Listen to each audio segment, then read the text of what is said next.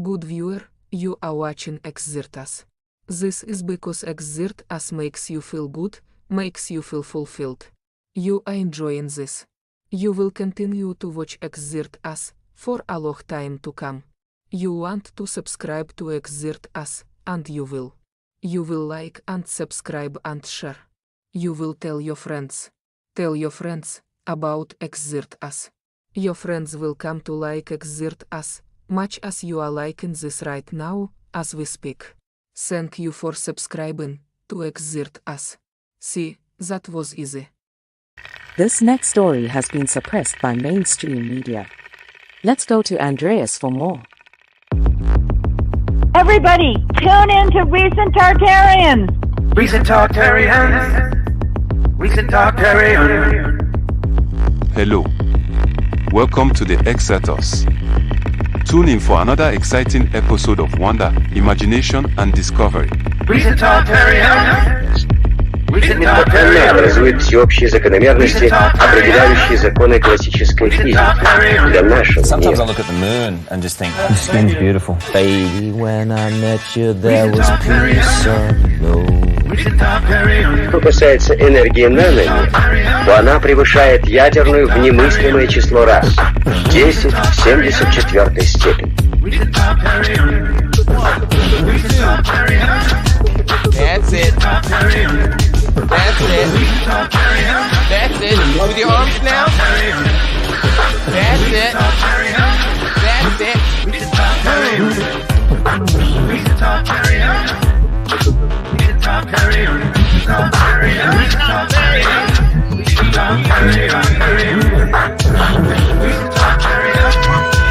Thank you for watching XIRTUS. Keep listening. Remember, if you enjoyed the video, please follow and subscribe and share and support. It really helps. Coming up next, XIRTUS. By the way, that's gone. If you didn't record that, that's gone forever. It's gone.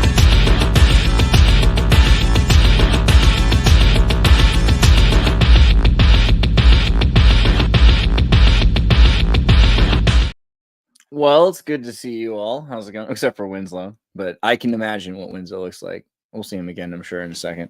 But there he is. See, look at, I knew it'd be good to see Winslow. So yeah, good to see you, Winslow. And we're about to talk a bit about transhumanism. There's a little bit of news. Like, I think it's only going to be relevant for a minute because it's already happening, but we saw this coming. Top transhumanist and AI researchers have been talking a bit about, where is this article? Yeah, top scientists warn AI could surpass human intelligence by 2027. We're pretty much at that point where AI and human intelligence are competitive. Gennady from the United States Transhumanist Party is here with us, and we can talk a bit about humanity. Also, Raphael, how you doing? Thank you. Hi, guys. So what do you think about that, like, first claim, you know, because people are just barely, we've been talking about this idea of like sentience or consciousness or whatever, we can get to that in a minute, but the idea of just intelligence, right? Like what we expect of a person in terms of what they can answer us if we ask them a question. I mean, is AI as intelligent as a person, as humans, as humanity? Well, I happen to know the scientist in question. He is Dr. Ben Goertzel of SingularityNet. There he is in his famous leopard print hat, and I've had a few conversations with him as well throughout the years. And I think the article headline is a bit misleading to say that he is warning that this is going to happen, because it's not necessarily going to be a bad thing in his view if AI does surpass human intelligence. But what Dr. Ben Goertzel is focused on is creating beneficial artificial general intelligence. He actually hosted a summit just earlier this month in Panama City, late February through early March, on beneficial artificial general intelligence. So the idea is, if these systems are going to emerge such that they can cross domains and start to have human-like reasoning capabilities and human-like learning capabilities, we also want their existence and their activity to benefit the human species. So we want these systems to assist us in discovering new medicines, or solving problems of material scarcity or problems of logistics. We want them to help us create new artworks, new works of writing, and open up wondrous new worlds. Obviously, we don't want them to be used for ill purposes. We don't want them to be used to kill people. We don't want them to be used in a manner that disadvantages a particular individual or group of people unfairly. And we want to make sure, to the extent possible, that we can anticipate certain unintended consequences. So that's what beneficial artificial general intelligence would be about. But what gives me hope as a transhumanist is that I know that there are many competent and well-intentioned researchers, far more than there are, let's say, rogue actors or malicious individuals who seek to develop AI. So I think the large preponderance of human brain power is on the side of developing AI systems that are beneficial. So, like Ben Goertzel, I am a techno-optimist when it comes to AI. I don't think we either can or should stop its development, but I think we can guide its development in more beneficial directions for humanity. Awesome. Well, Raphael, because Travis McLunn says the stash, I assume yours wins. Do you want to tell us what you think about AI and intelligence and where we're going? I'm almost going to say I'd rather not. So, so strangely enough, I told Andreas before the show, I read Kurzweil's The Singularity is Near, I guess pretty much when it came out in 2005 or 6, I believe. Pretty fascinating. Now I'd add the caveat, well, I was in high school. All I can say, and I also, on one hand, I want to say thank you for what you're doing. And I think it's great if people, develop this in a positive way. The one question I'd ask is, to what extent would you say has this approach actually been successful with technology that we currently have? And what would guarantee that even if they're the most well-intentioned individuals, who owns the institutions and whoever, could even provide them the funding? These are, of course, big questions. And very practically, in terms of Kurzweil and the predictions he made, the few ones I remember, I think they didn't exactly pan out, at least not for the public. I think they would have said Google Glasses by 2008 or something along those lines. That didn't quite work out. Yeah, of course. Of course, they exist. Yes, but I was imagining augmented reality properly, which years ago, I guess. The verbiage, the future is already here, just hasn't been equally distributed yet. Well, that is certainly true. And then maybe the last thing I'd like to add, and maybe actually you, Gennady, could provide your insider definition of this, what actually means humanism or then transhumanism to you, and maybe also, if possible, tie it in with your, I almost want to say, spiritual understanding or your understanding of life and death. I've seen you've done videos on, obviously, lifespan, which is tied to transhumanism, but I'd just like to understand as to what extent you see the world in a materialist sense, and to what extent you would say that individuals inclined toward transhumanism actually in some way, shape, or form are maybe even irrationally afraid of death. So that's some loaded questions for you, but maybe you can help me out. Yes, certainly. Well, there are quite a few questions there. I will address them in turn. So first of all, as Andreas showed, I did interview Ray Kurzweil in 2019. And of course, I read The Singularity is Near. Also, not long after it came out, I read it in 2007, but it did inspire me to be quite hopeful about the future of technological progress. And Ray Kurzweil is actually coming out with another book later this year, this summer, called The Singularity is Nearer, where he actually takes stock of his previous predictions and how they have materialized, whether they have materialized. But the issue with Ray Kurzweil's predictions more generally is that they are predictions about humankind's technological capabilities, not necessarily societal adoption. And this is where I do think the sociological, cultural, political dimensions are important to consider. Because let's say Ray Kurzweil predicted that autonomous vehicles would be available by 2009, and they were. DARPA held some competitions where autonomous vehicles at that time very competently navigated the roads of the United States and actually went from one side of the continent to the other.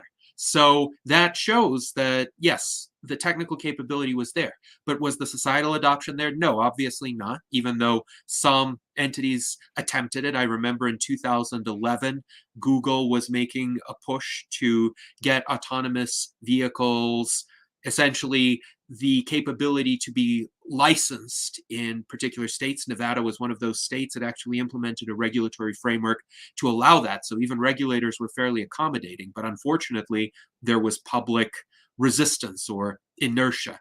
A lot of members of the general public were not comfortable with technology. They were not comfortable with relinquishing control, even if it could result in essentially a 95% improvement in accident rates, because about 95% of accidents are due to human error. There were still some of these strange AI-related errors that humans would not make, and people were afraid of those kinds of outlier scenarios. So the cultural dimension is important to consider, and that's why the Transhumanist Party exists. We see that progress is not inevitable, even if technology and our technological capabilities advance. We need people behind that technology. We need people to be willing to adopt it. We need people to be willing to use it in beneficial ways, again, to improve their lives. So advocacy is important. Now, in terms of the institutions that will guide that technology, obviously that's important as well. And technology can be a double-edged sword. Every technology has risks, potential downsides. The automobile, for instance, manually driven human automobiles kill about 40,000 people per year. And I don't think anybody is going to say, as a result of this, let's ban automobiles. Let's return to the horse and buggy days, because the horse and buggy days were not free of accidents, and they were characterized by quite a bit of manure in cities. Yeah, which CO2, the yeah, gas. Yeah. exactly. So technology on net tends to solve more problems than it creates. But of course, we have to look at each individual technology and consider whether that's the case. I would say that's the case for a majority of technologies, but there are some technologies that are detrimental on net, like I think nuclear weapons, chemical weapons, biological weapons, certain surveillance systems are detrimental on net, and they shouldn't be explored. We shouldn't be synthetically engineering viruses either. And I think it's important to consider this from a philosophical standpoint. So transhumanism isn't a philosophy that just says all technology is always good, but transhumanism does embrace what the philosopher Max Moore calls the proactionary principle, as contrasted with the precautionary principle. So the precautionary principle essentially says don't do anything unless you can be sure to rule out the major risks, at least associated with it. The proactionary principle says you have to consider not just the benefits and risks of whatever innovation is being proposed, you also have to consider the benefits and risks of the status quo. And sometimes the risks of the status quo of doing nothing outweigh the risks, potentially, of a new technology or other innovation. And that's where sometimes it is the safest option to actually take a calculated risk with a new technology. And your last question was on the relationship between transhumanism and humanism.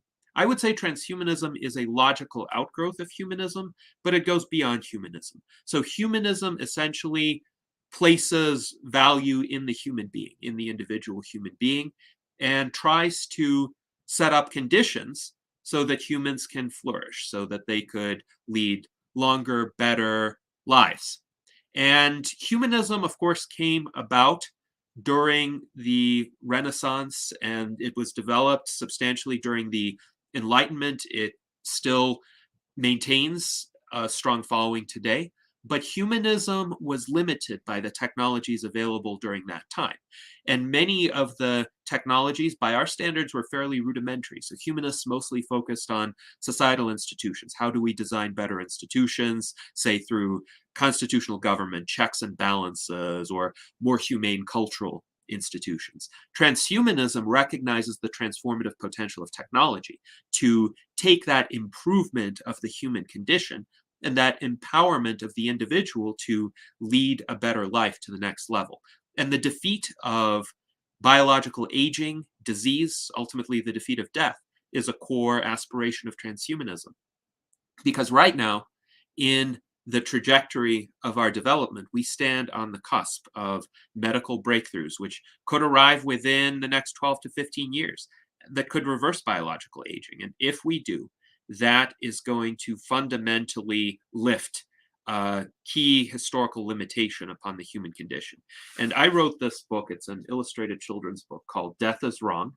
You can see here is an image of a young boy banishing the Grim Reaper. And this book, it tells my story about how I first became acquainted with the specter of human mortality. And as a child, I never accepted it.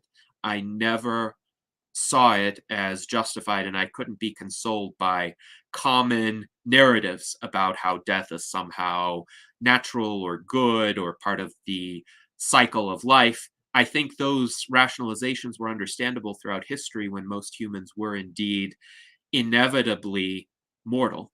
However, those same justifications for death can be an impediment to the rapid progress of science and technology. Because again, as we've seen with the technological singularity and Ray Kurzweil's forecasts, just because the technological capability to do something exists doesn't mean necessarily that society will embrace it.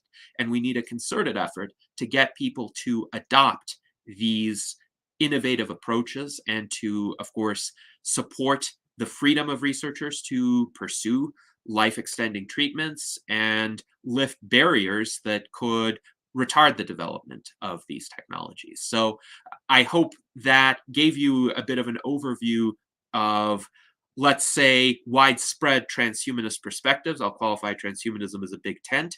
There are differences in underlying philosophical or theological views or lack thereof among transhumanists, but we all share this ambition to create a brighter future for humans through the progress of science and technology, obviously aided by rationality and philosophical deliberation. I'd also say, with Ray Kurzweil, like it's important to remember, like Raph, you've probably read like Steiner or like Gompers or some of the Austrian Circle. Like people are products of their time, and they can be really interesting. And even Kurzweil will be considered a product of his time, but very specifically, like Kurzweil in like the 70s invented like optical for blind people to be able to read. It became very important that you had his technology and also text-to-speech synthesis, so it could be read to you.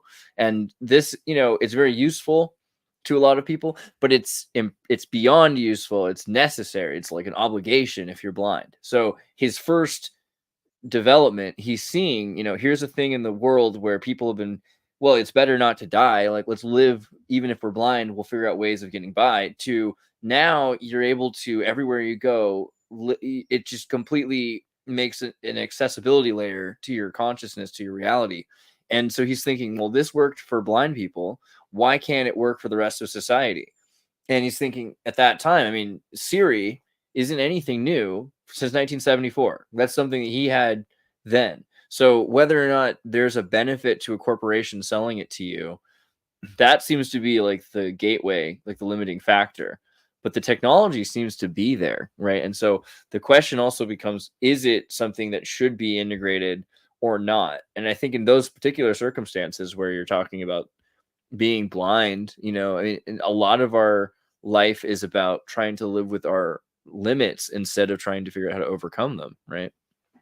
Yes, well, I would say people who are blind would definitely appreciate a greater degree of access to the sensory reality that we experience through our sight, or at least the ability to navigate that same reality more competently. And I would say the vast majority of blind people would find Kurzweil's innovations in that area to be literally transformational. So there are other limits that we all live with. Some of them are particular to us as individuals, like people have certain chronic health conditions that they have to adjust to throughout their lives, but why should they be fated to do so? Why can't modern medical science arrive at cures? But also the sheer finitude of our lifespans is a tremendous limitation, because we can all, if we just take the time to think about it, find so many ways to fill our time, innumerable ways to fill our time doing things that we would enjoy or consider productive or consider beneficial. And yet we run out of that time very quickly. And the human lifespan today is pitifully short. It is, of course, on average about 5 times longer than the Paleolithic hunter-gatherer life expectancy was, because we aren't facing rampant infectious disease, ubiquitous predators, famines, other tribes that want to bash our heads in.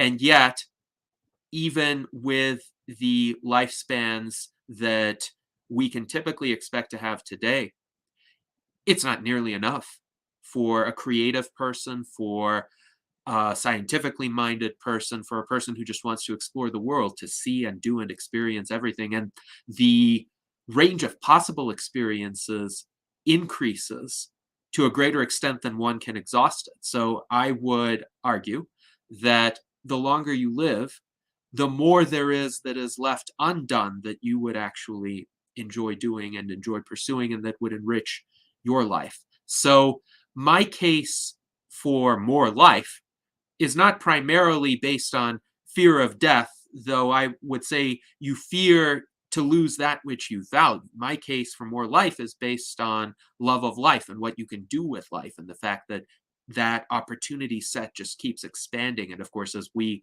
master new technologies, new realms of existence, we can explore those as well. So let's give ourselves more time to do it. So let me just briefly reply to that, because I think philosophically it's relevant to point that out. I would say, in a way, I completely agree with you in terms of there are many good arguments for longer life, let's say, especially if the quality of life can be equally maintained. And you had mentioned about how different. Yeah, I'll come back to you in a second. That's a big part, though, actually, with transhumanism, is that if you're 90, to still be like in your 30s would be really nice, because so many people we know in their 70s, and that's already, decades later than when people used to see problems, but in their 70s, still early on, they're seeing dementia, and health cancer rates are really high. I mean, these are all problems that are not intrinsic to the human condition. And there's no reason really that DNA should be breaking down the way it is. It's age as a disease, not so much death, right? Because you can die, but the age is a disease. Yes, I would say aging is a disease, and it should be classified as such.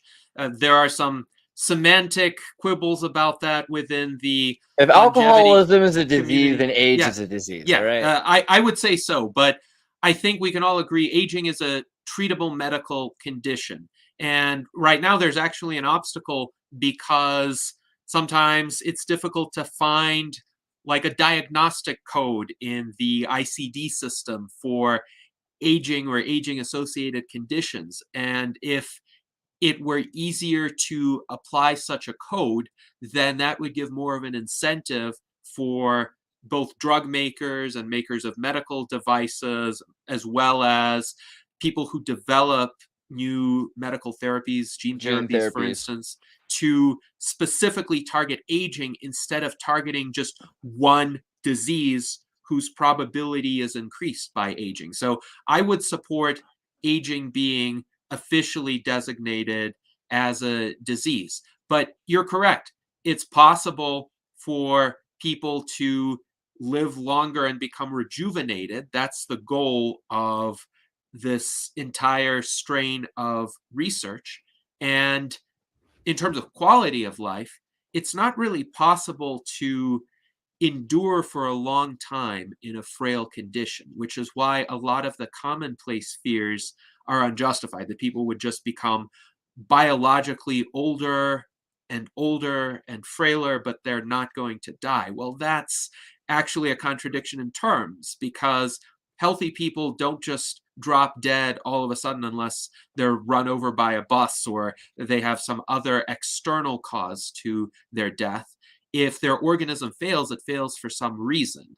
And it's those sets of interrelated reasons that rejuvenation research is trying to address. So yes, the goal is to have somebody who's chronologically 90 become biologically 30 or 20 or 25 or whatever age they wish to be. And this can be done through a sequential application of rejuvenation treatment. So let's say the probabilistic forecast that Dr. Aubrey de Grey gives of longevity escape velocity arriving in 12 to 15 years. He assigns a 50% probability to that with adequate funding and public support. So let's say that happens, and people who are then biologically 60 go in for those rejuvenation treatments, and they get a comprehensive panel of damage repair treatments, which might not be perfect. It might not address all types of damage, or it might not address them perfectly,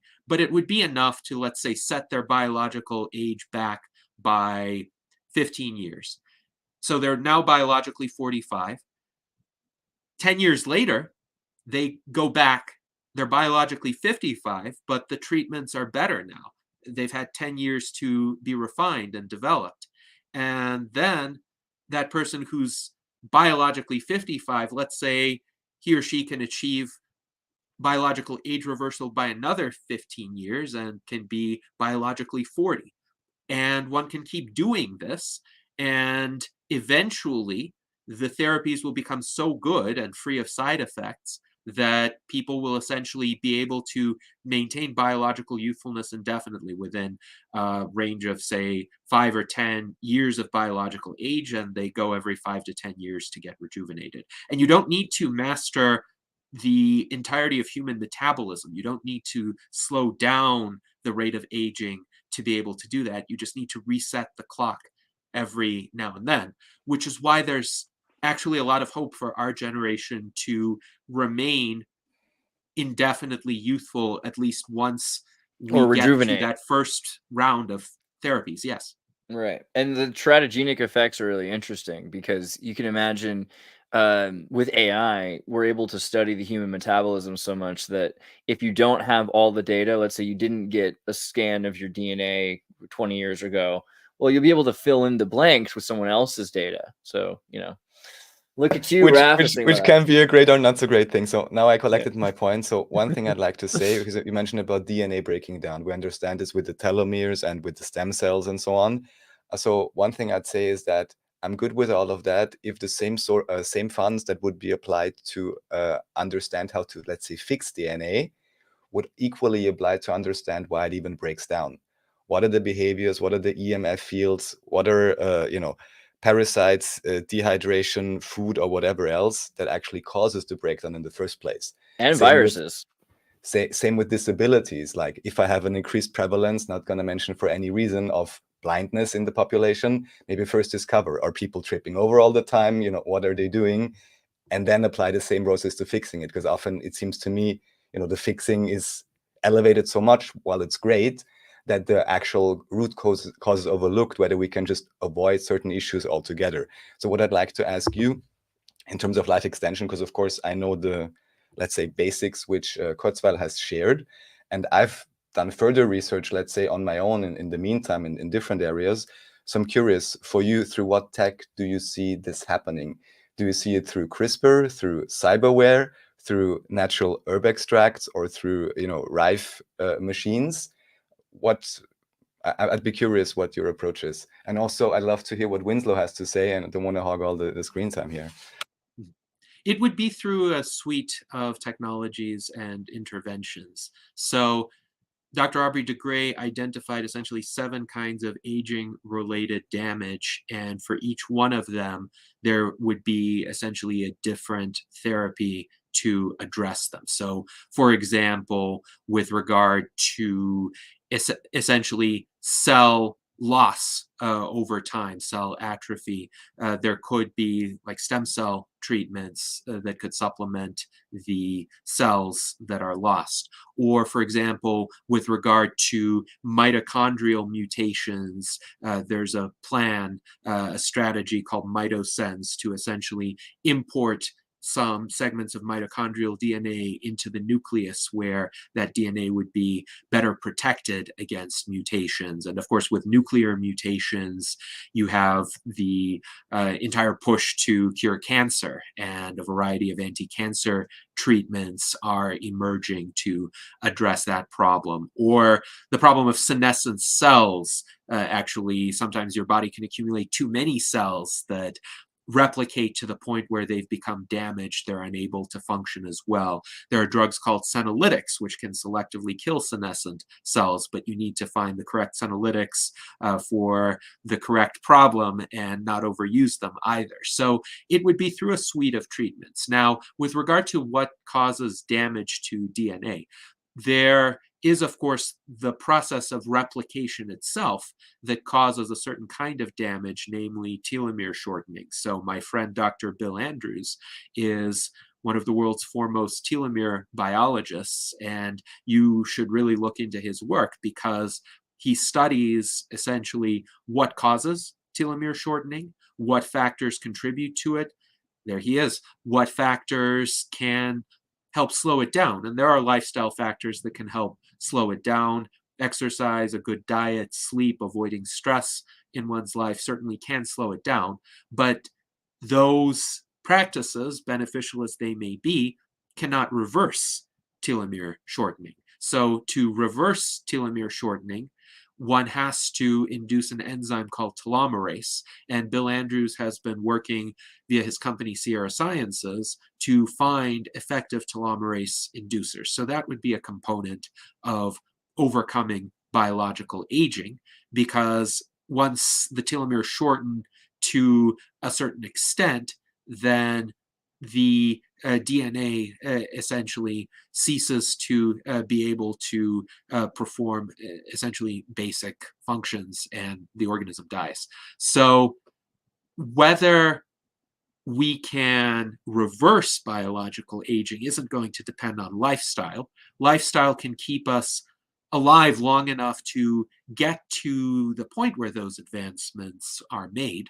So I would generally say, especially for the ages of the people on this panel, mostly it's about what you don't do at this age rather than what you do. So don't engage in activities that dramatically and prematurely shorten lifespan. And that would include, say, taking recreational drugs or going skydiving or getting into bar fights or any of these severe dangerous, acutely dangerous kinds of activities. But in the long term, of course, I think it's important to consider sustainable healthy habits. So a sustainable exercise regimen that one could continue well into one's 70s or 80s, good diet, good sleep habits. All of those can help because, as Ray Kurzweil describes it, that's the first bridge toward indefinite longevity. The second bridge would be biotechnology, and that's what we have been discussing with longevity escape velocity. And the third bridge would be nanotechnology. So that's still a few decades away, but if we can live for those few decades, nano robots might be developed that could patrol our bloodstream and do repairs, targeted repairs to our cellular machinery, and we would be able to Weren't they called red blood cells? Sorry. Or white ones.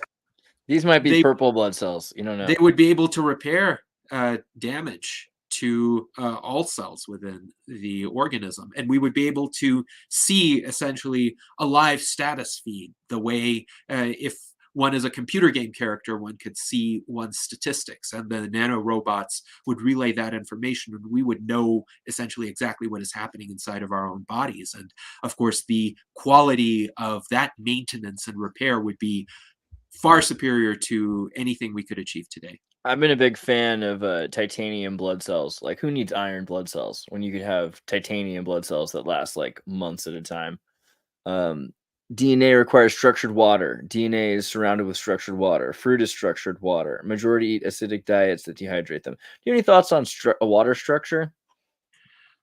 Well, I know the also Tim is here. I want to say hi, Tim. Hi, Tim. Good to see you. Well, yeah, thank you. Sorry about being late. So daylight savings time. That's my only excuse. Yeah. But I just did a podcast with Gennady last week, and this man is absolutely brilliant. I don't know if he has gone through his model of the singularity yet, but he laid that out for me like over a month ago. And when he did, I was just like, oh my God. Oh my God. So we did a podcast on that. So I just want to do props. Epic. Thank Well, you, we'll sir. make sure we'll bring up singularity. And then but go ahead, Gennady, and then Winslow, I'm gonna make you talk. You'll be poking you with a stick in a second. So. Yes, and thank you very much, Tim. I'm honored by those good words, and it was an excellent conversation that you and I had on the technological singularity or singularities, because to give a preview of our conversation, I think we have already had at least 3 technological singularities in our history, so this coming one will not be the first one. But this idea of structured water is, at least it seems to me, to be a theory about how water molecules can undertake certain configurations. And I'm not an expert on this. Of course, the water molecule itself is H2O. H2O can take various configurations like solid, liquid, or gas. We know all of that. Now, are there different types of water that could have different health benefits? I would say the science is still out on that. I drink alkaline water, for instance. Alkaline water has a higher pH, a basic pH. I think it is a good idea, say, if one is suffering from any sort of acid reflux, to drink alkaline water.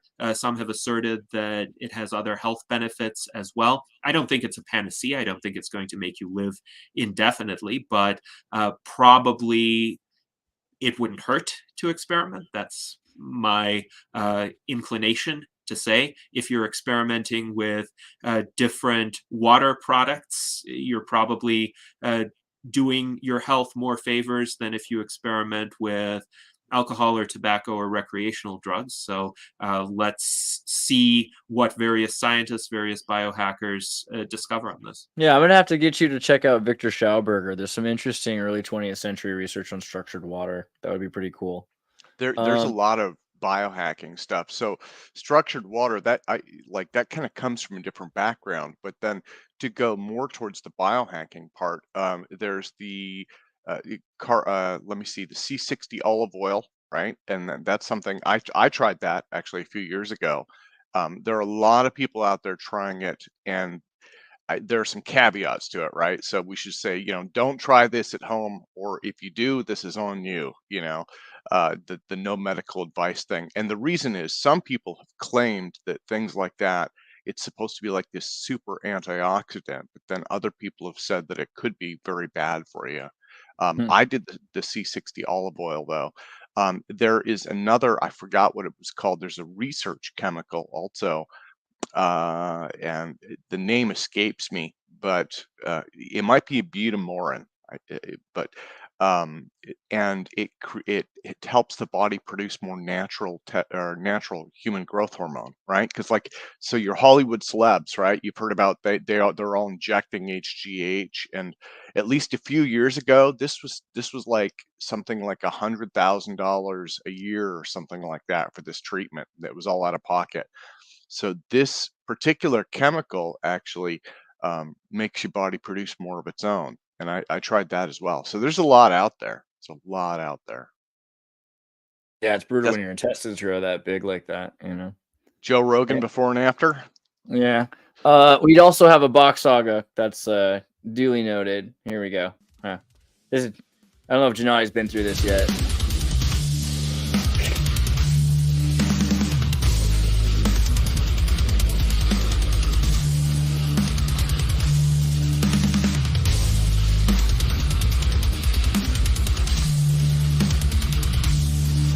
Look at that again. This actually makes sense. This song with Joe Rogan's abdomen filled with human growth hormone.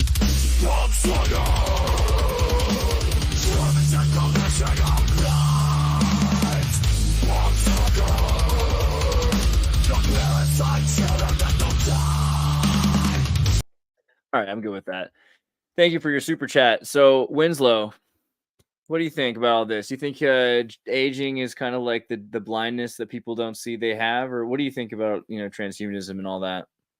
I have a few things to say. So a little bit of philosophy on like transhumanism and inventions and stuff I came upon recently was I was hanging out with robotics people. Is whatever the invention is, like a robot will take on the characteristics of the person who created it. So that's kind of an interesting topic. But even today I was learning about Greenland sharks and how they live a very, very long time, and how I guess they're evading scientists, but they live for hundreds of years and they don't reach like sexual maturity until like 150.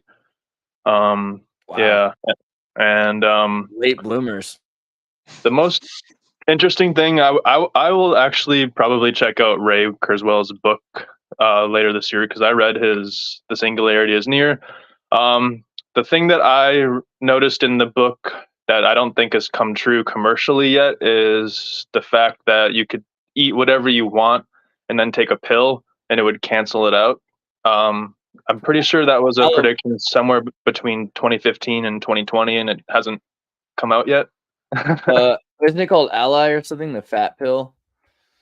Nice.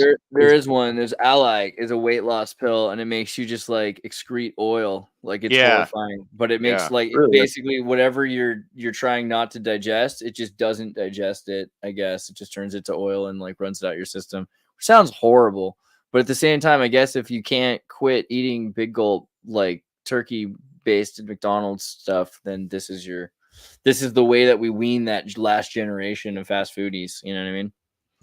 Well, it's interesting because there is no panacea weight loss pill right now, but there is, say, Ozempic, which does have side effects, but it helps certain people lose large amounts of weight, people who need it, especially people who are also type 2 diabetic, and they may need to lose weight to save their lives. Mm-hmm. So we do have advances in that direction, but I admit not as fast as Ray Kurzweil would have foreseen. Greenland sharks are indeed fascinating. They can live up to 500 years, and many live to at least 250 years. So this is an example of an advanced animal life form that has a significantly longer lifespan than we humans do. And there are other examples as well. For instance, many species of giant tortoise can live longer than humans do. Whales can live longer than humans do. Lobsters can live longer than humans do. Ocean quahog clams and the rough-eye rockfish can live longer than humans do. So if they can, why can't we? This is just essentially a set of proofs of concept that there's no immutable law of nature saying that every organism has to die at a specific age at most. And these organisms are not more advanced than we are. I would say they just have evolved certain mechanisms that we happen to lack, but it's essentially an accident of history that they live longer than. I mean, the fact that they don't have McDonald's seems like a sort of advancement. Raphael just sent this link, which I remember this documentary from Fred Vichy, like simple. So I just like to point out something very simple, and maybe now it's even converging, which I'd be happy about. But let's say the vibe I got from Kurzweil was pretty much super highly engineered bio pills who knows how many billions to research and produce, and then nanotech and all these highly specialized, highly technologized approaches. And then you would have things like this guy, Dr. Gabriel Cousens, made this documentary a few years back, and at least the people attending there were able to alleviate all kind of health conditions within only 30 days of changing their diet. They ate like celery and fennel until like they cleaned out their system. So for me, it's also like two ways. Even with the C60, assuming it works, or other substances that are effective, do I use something just to assist my body to naturally produce stem cells or whatever, or how much then do I? Do I need an IV every time? Do I need a plug at the back of my head? I think there's really subscription. like big difference, a subscription. There's big differences here in approaching it, because I think generally living long and especially healthy and sane, everybody would agree. But then I think the difference comes really in about how are you going about to achieve that? Do you have to exploit anybody else to do that? Things like that. And can you Yeah. say that it's natural for your body, or are you basically really have to become a cyborg to survive, Well, or to your upload yourself to the singularity Well, matrix, to right? your point, to your point really quickly, it's interesting that like the same problems that okay, so like the way that we got to diabetes and everything was science. Fast food was all about science, like refined sugars, new chemical replacements of trans fats and everything. So it's ironic in a sense because the same problem, the solution that created the problem is the solution that we're looking for to create the new solution, right? Science.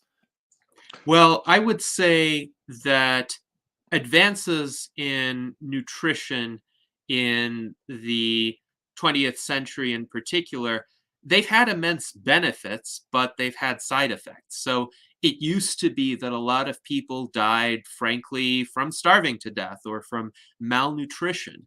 And the arrival of a lot of cheap mass produced foods that were fortified with essential vitamins actually saved many millions, if not billions, of lives from very early deaths. Now, is that nutrition optimal? No.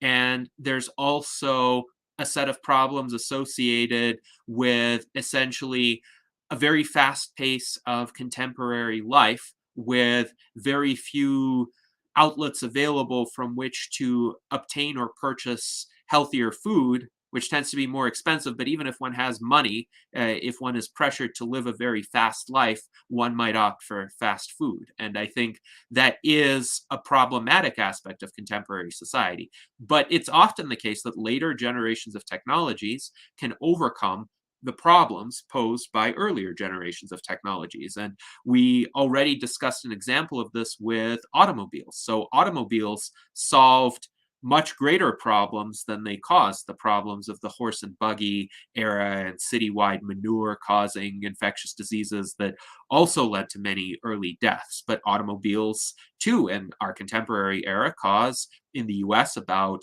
40,000 deaths per year. Worldwide, I would say about 2 million deaths per year. And a future generation of technology, the autonomous vehicles, could alleviate most of those deaths. But there could be some deaths caused due to AI malfunction. There could be some deaths caused by an AI system either being faultily programmed or committing strange errors that humans wouldn't make, like mistaking a fire truck for some sort of miscellaneous object that could be ignored. That could happen, or failing to perceive snowy conditions or rainy conditions appropriately. But further generations of technology could refine upon that and solve those problems as well. Again, it's not a question of do we live in a future that is free of risks or free of dangers? It is what is more beneficial on net. So if we're faced with a society where there is a lot of, let's say, suboptimal nutritional choice, can we make better choices? Sure, we can try to make better choices. But the fact is, for most people today, various incentives are stacked against them in that regard. So shouldn't we use, shouldn't we use technology to assist us? Shouldn't we use technology to shift the incentives a bit in our favor? And is that free of potential problems or potential side effects? No, but on net, we may still live longer and be healthier than otherwise. Can type 2 diabetes be reversed in certain circumstances?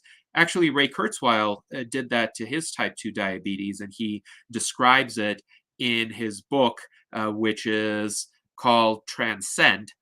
So I would recommend anybody who's interested in that to read that. This tends to apply more commonly to earlier stage type 2 diabetes, so non-insulin dependent type 2 diabetes. would be more likely to be reversed. Probably those camps where people get fed a raw food diet help as well. But how do they help? It's by placing people in such an environment where their food intake is so rigorously controlled that they're able to benefit from that. But once they're released into mainstream society, it would be very difficult for them to keep up that regimen. So I think there need to be options that are more readily accessible to people. Otherwise, whatever improvements they realize may be temporary and only for the duration of them being in that program, maybe just a short time afterward.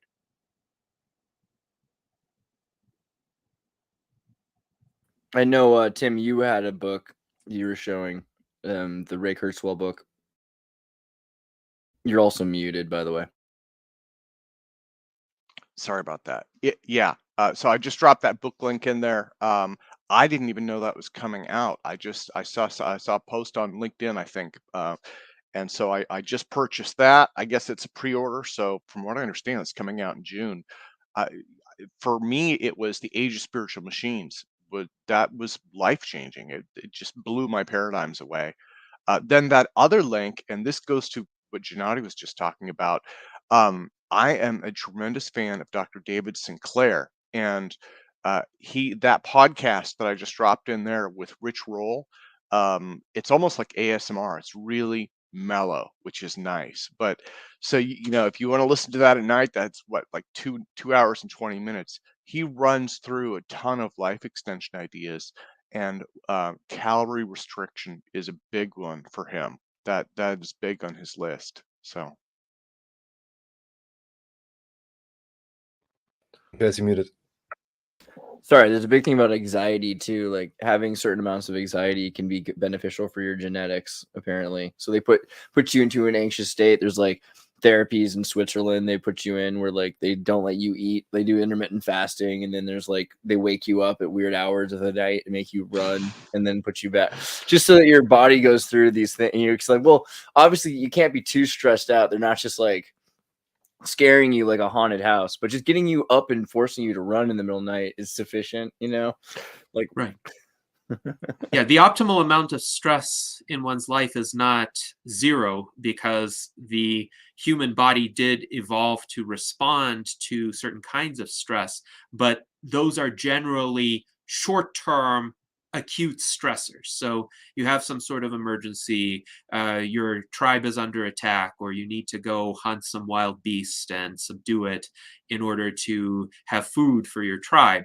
But then after you've overcome that emergency, you get to rest, you get to recover your energies and essentially await the next time you have to exert yourself in that way. The problem with many of the stressors of contemporary life is that they're chronic and there's no easy solution. Like you can't really kill the beast. You can't really fight off the invasion because your country might be enmeshing itself in a war that never ends, and you can't do anything about it because in your political system, it's only an illusion that you actually have the ability to elect your leadership. So that's one example, and that can cause like a low level of stress to people who are upset about this war. But there are so many other examples like that. So I think that speaks to the importance of taking a society-wide focus and advocating for ways to overcome these traps in our contemporary life that subject us to that kind of continual stress. I was just going to say that I've heard that aging is really comparative to being cooked. So like if you the longer you cook something at a lower temperature, it ends up aging and looking like that. So would aging and stress in a sense be heating up and maybe it potentially cooking you faster? I don't know of any examples of life that have a high body temperature that live a long time. The only examples that come to mind are like the tortoise and the shark, but those are like very cold-blooded animals that live, For example, deep in the ocean, and then I'm sure tortoises, their body temperature. I don't know what the tortoise's body temperature is off the top of my head, but I would assume it's lower than the human body. Well, there are various processes of metabolism that occur in the human body. And what you describe is just one of many processes. But the key with aging, why aging happens, and why it happens at differential rates in different species, is that the body also has repair machinery that can undo a lot of that damage. So when one is biologically young, that repair machinery is pretty good, but it still leaves certain byproducts. So it's not the immediate fact of the damage that actually leads one to age. That damage gets repaired, and it gets repaired over and over and over again. But with each instance of the repair, something is suboptimal or something gets left over. It's like if you have a room and you have some junk in your room, you can still use the room. It's perfectly serviceable for whatever purpose you might have in mind for it. But over time, if you accumulate so much junk that you can't move around very well, or you don't have the use of your surfaces, then all of a sudden that room's utility becomes impaired. So that's essentially what aging is, of course, as a metaphor, but there are many different types of aging related damage that occur. And again, Aubrey de Grey has identified 7 categories, but there are different taxonomies. For instance, there's the hallmarks of aging classification, which has 12, though there are some who say more should be added to it. Interesting. Okay. I was gonna pull up. Well, wait. Oh, did you want to say something, Tim? Sorry. Yeah, well, in terms of anxiety, I used to commute across Seattle, and to me, one of the things that I noticed was once traffic gets past a certain point, people start to act a little bit crazy, right? And the more packed it gets, and anybody who commutes in the city will see this, the more packed and dense it gets, the more risks people will take, the more angry people will get, and just the more crazy things tend to get, right? It's almost like some kind of a Malthusian experiment. And so one of the things that kind of occurred to me was that in terms of this chronic low grade stress that Gennady was talking about, it's there for all of us all of the time. And it manifests itself as anxiety in different ways. And if you think about the people in your life, like I know many, I would say most of the people I know struggle with one form of anxiety or another, and I look at all of these as coming from kind of the same root cause. And I can't fully describe that, but it's something about just the world is moving too fast for us right now. There are too many demands, too many financial needs, all of that stuff. It's moving too fast. Um, and one of the things that I've wondered about is you see these reports about road rage incidents and things like that, and it's natural for us to look at those and go, okay, what's wrong with that person? But my thought is that all of us are kind of like this frog in the boiling water. And as that temperature goes up, people who maybe have a little bit lower tolerance, or maybe they have extra stressors, they hit their point and they freak out, right? And so, rather than looking at them and saying, okay, this person is, what's wrong with them? I kind of look at that now and go, well, there by the grace of God go I, because I have this strange feeling that all of us could be like that, right? We just haven't hit that stress threshold, but we're all somewhere on that spectrum. And that scares me a little bit. Yeah, I also think though that like people like traffic. Not everybody, but I think subconsciously it's kind of one of those things with why technology hasn't progressed and why, oil companies are keeping us down or whatever. I think part of it is people like when they get trapped in a system that they're used to. And so there's expectations. So with traffic, you're thinking you're hating traffic, but really there's a part of you that's like, oh, this is my only time alone. Rest of the time, maybe I'm with my family or I'm at work or like I have to deal with all the stuff. And this is this one moment in my life. I'm like, oh, I'm going to have to be in traffic becomes subconsciously, oh, I'm saying I hate this, but really this is my moment to be, I can like eat a hamburger and listen to a podcast or a radio show or something like that. I see, because I used to live in Los Angeles and see on the 405 just like the weirdest things. There'd be like a guy in a BMW laughing and counting $100 bills, and so I feel like the 405 is a pretty weird place, right? Winslow, you're trying to say something? I was gonna say, traffic is a funny case of like, it's in like the best interest of a lot of people to have like traffic jams last longer, or rush hour take longer for people to get through, in the sense of like Google Maps. They can route you down a road with billboards. They would potentially want you to spend a little bit longer in the car so you could get another advertisement in your song. If I was like a rogue person and a rogue agent in a different country, I could just drive really slow in one lane and cause traffic jams during like bad timing. Traffic is, it's an interesting topic too. Wait, you're saying spies? Dude, you're saying traffic is espionage. Traffic jams are espionage. Oh God, think about Google, No, Yelp, Yelp and Google Maps reviews and things like that, and businesses in Los Angeles that would like write bad reviews about. I'll admit, like I had a job for a while where I created accounts for Yelp reviews in like 2007 to 2010 for like restaurants that were just starting. I knew this Indian restaurant, they just started, but they had all these negative reviews lodged against them that were not real by all of these other restaurants that had paid to create SEO.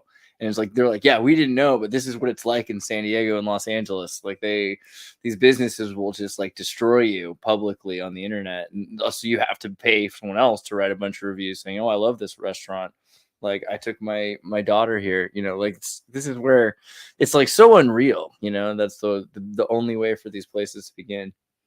Yes, and it's important to consider how systems might be gamed and what can be done to prevent that. But traffic is really a good analogy for much of human society, because actually when you're in road traffic, the vast majority of people share the same goal as you do, essentially, which is to get to their destination safely. And they're inclined to cooperate, at least to a great extent, in order to reach that destination. Most people will follow the rules of the road somewhat, well, minor speeding excluded.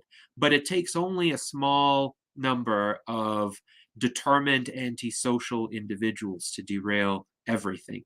And the vast majority of people are not like that. The vast majority of people actually have good intentions, but a tiny fraction, maybe 0.1%, though obviously that's not a scientific estimate, are truly antisocial. And those are the drivers that will aggressively cut you off, that will tailgate you, that may even do something more malicious on the road. But if 1% of people, or if 10% of people were like that, society would break down and armed gangs would rule and terrorize everybody. So actually, a lot depends on general human benevolence. And the task of most of us in a civilized society is actually to prevent that tiny minority from causing greater damage than it does. I think Tim made a very good point about essentially all of us being vulnerable in certain stressful conditions to being pushed over the edge. And I saw that during the pandemic. I saw, especially during the early pandemic, during the lockdowns, how people who were kind of getting by, maybe functioning, but marginally so with some help, experience some form of collapse of their sanity in the early months of the pandemic. Another good example would be the urban riots that started in late May and went into the summer of 2020, because I don't think that the murder of George Floyd, which, by the way, I think was a heinous crime, needed to lead to those kinds of riots. Because we've seen in the past, for instance, various Black Lives Matter protests, one could have whatever opinion one has of them, they tended to be less violent and less massive than the post-George Floyd protests. But the reason why so many people went out and they acted as recklessly as they did and as destructively as they did was because they had other reasons to be out there. It's not just that they were so upset at the injustice that was done to George Floyd. Some of them were driven to that edge of desperation by the pandemic, by the lockdowns, by the general degeneration of society that occurred. And some of them just wanted to loot and pillage and break things. So I think that speaks to a danger of the breakdown of our basic societal infrastructure, because that could transform a situation where, say, 0.1% behave antisocially to a situation where 1 or 2% behave antisocially. And I was rather astonished when the news media at the time were saying, well, these protests are mostly peaceful. Only 7% of the people engaged in violence and 93% were totally peaceful. Well, imagine Like a if you guy were in to go. court. Yeah, I only Yeah. shot him that 1 minute of that night. The rest of the night I was actually just drinking with him, but this is like only a minute I was shooting him for a second. Right, right. So imagine if you were living in a society where all of a sudden 7% of the people behaved antisocially. That society would break down very quickly. Yeah, that's true. I mean, it's also interesting thinking about like provocation because, it's interesting right now on Twitter. They've really gamified reactions. Like people get monetization through getting reactions. So if you get people into a Twitter war now, that gets you more money. So more people are trying to get into Twitter wars, and it's also it seems like it's part and parcel to product placement. So there's this new like Tom Girl conservative account, and she's a response to another lady from Lebanon saying that women shouldn't be tomboys. And she's like, well, I'm a tomboy, and then here I am, like with like half my clothes on working in a field or something like that. And now she's famous and it's getting like 1 billion views. And it just seems like the same thing with the protests, because there's a lot of reasons like to redress grievances, but it's all synthesized and then it's all pointed towards a direction, and it benefits a small. I mean, if you're not selling and merchandise isn't moving because of this COVID thing, now you've got this insurance money because your business was just attacked. So that's great. Like, it's like the biggest benefit to corporations ever is if you have a bunch of people dramatically riot. So it seems implausible that this isn't, that this is organic, that this isn't somehow. I mean, I can see how they're reacting to it organically, but that's still stick and carrot, is it not? Well, I work in the insurance field, and I can tell you it is a really poor strategy to rely on insurance reimbursement from a loss like this, because insurance companies understandably have developed ways to scrutinize claims, and they will often let's say, contest even legitimate claims. And they may try to pay less if they can save some money, or at least they will subject the claimant to a significant burden of proof. So if anyone thinks it's a cakewalk to get an insurance reimbursement, that's often not the case, particularly if it's a high-profile incident and a lot of scrutiny has been shed on it. So I would say good advice for anybody is avoid experiencing insurable losses in the first place. That's not only going to save you money and, of course, enable you to keep what you have, it's also going to save you a lot of that stress and frustration, because when any serious amount of money is in play, filing an insurance claim is not easy or instantaneous. If it's a small dollar claim, then maybe the insurer will pay it quickly. If it's in the 5-figure range, it's going to be a process. So I think a lot of those businesses, unfortunately, did have to go through a process, and I don't think they were asking for it. I do wonder where some of the pallets of bricks used by the rioters came from. That is still an open question in my view. But I do think one has to look at our political class to see who might have orchestrated those protests. For instance, during the same time, I started seeing a proliferation of these anonymous memes on social media. Since memes are a part of this conversation, it was astonishing because these statements, these expressions of sentiment, were not attributed to anybody. So anybody could have seeded them and then they were spreading virally. But of course, as we know from meme theory from Richard Dawkins, memes are not necessarily concerned with the well-being of the host. The host is just a convenient vehicle for spreading the memes, and the memes could be parasitic upon the host. But they essentially, through a selection process, tend to advance their own survival and proliferation. So I think that's what happened as well. Who originated those memes? Interesting question. I don't know the answer, but I think the answer may lie somewhere in the political establishment of this country. You had me at brick pallets, I gotta say. Let me pull up a couple things also that you did, because you've been making some interesting art. So everyone knows I like to make AI art, and prompting is really a particular art form in and of itself. And the way you've been making your art is so specific because of your own prompt style. This is the nuclear war between Russia and the United States over Ukraine in 2025 left the world in ruins. Do you want to talk a bit about this this piece and how you're doing this? You asked ChatGPT to think about a hypothetical future restored Roman Empire, and Dolly to generate some images to accompany the narrative. Yes, indeed. Well, before you guys go on, I just wanted to make a comment on those protests. So I grew up in Minnesota, so I had a lot of friends. I wasn't in Minnesota during the protests. I always forget that. Megasoda, bro. Good job. Yeah, so there was that, like, I guess it was mostly like peaceful until that one guy with the gas mask and the black coat and the black umbrella smashed the windows at the AutoZone. I don't know, like, did they ever find that guy? Like, that guy kind of basically instigated the mob mentality that ensued to all destruction of Minneapolis, is from what I can conclude. No, like, the Target wasn't raided. Nothing had happened really until that guy with the black umbrella, and I'm sure you could Google it, but yeah. You're getting into crowd psychology, right? And that's something that I've been doing a little bit of reading on that. We studied that in college.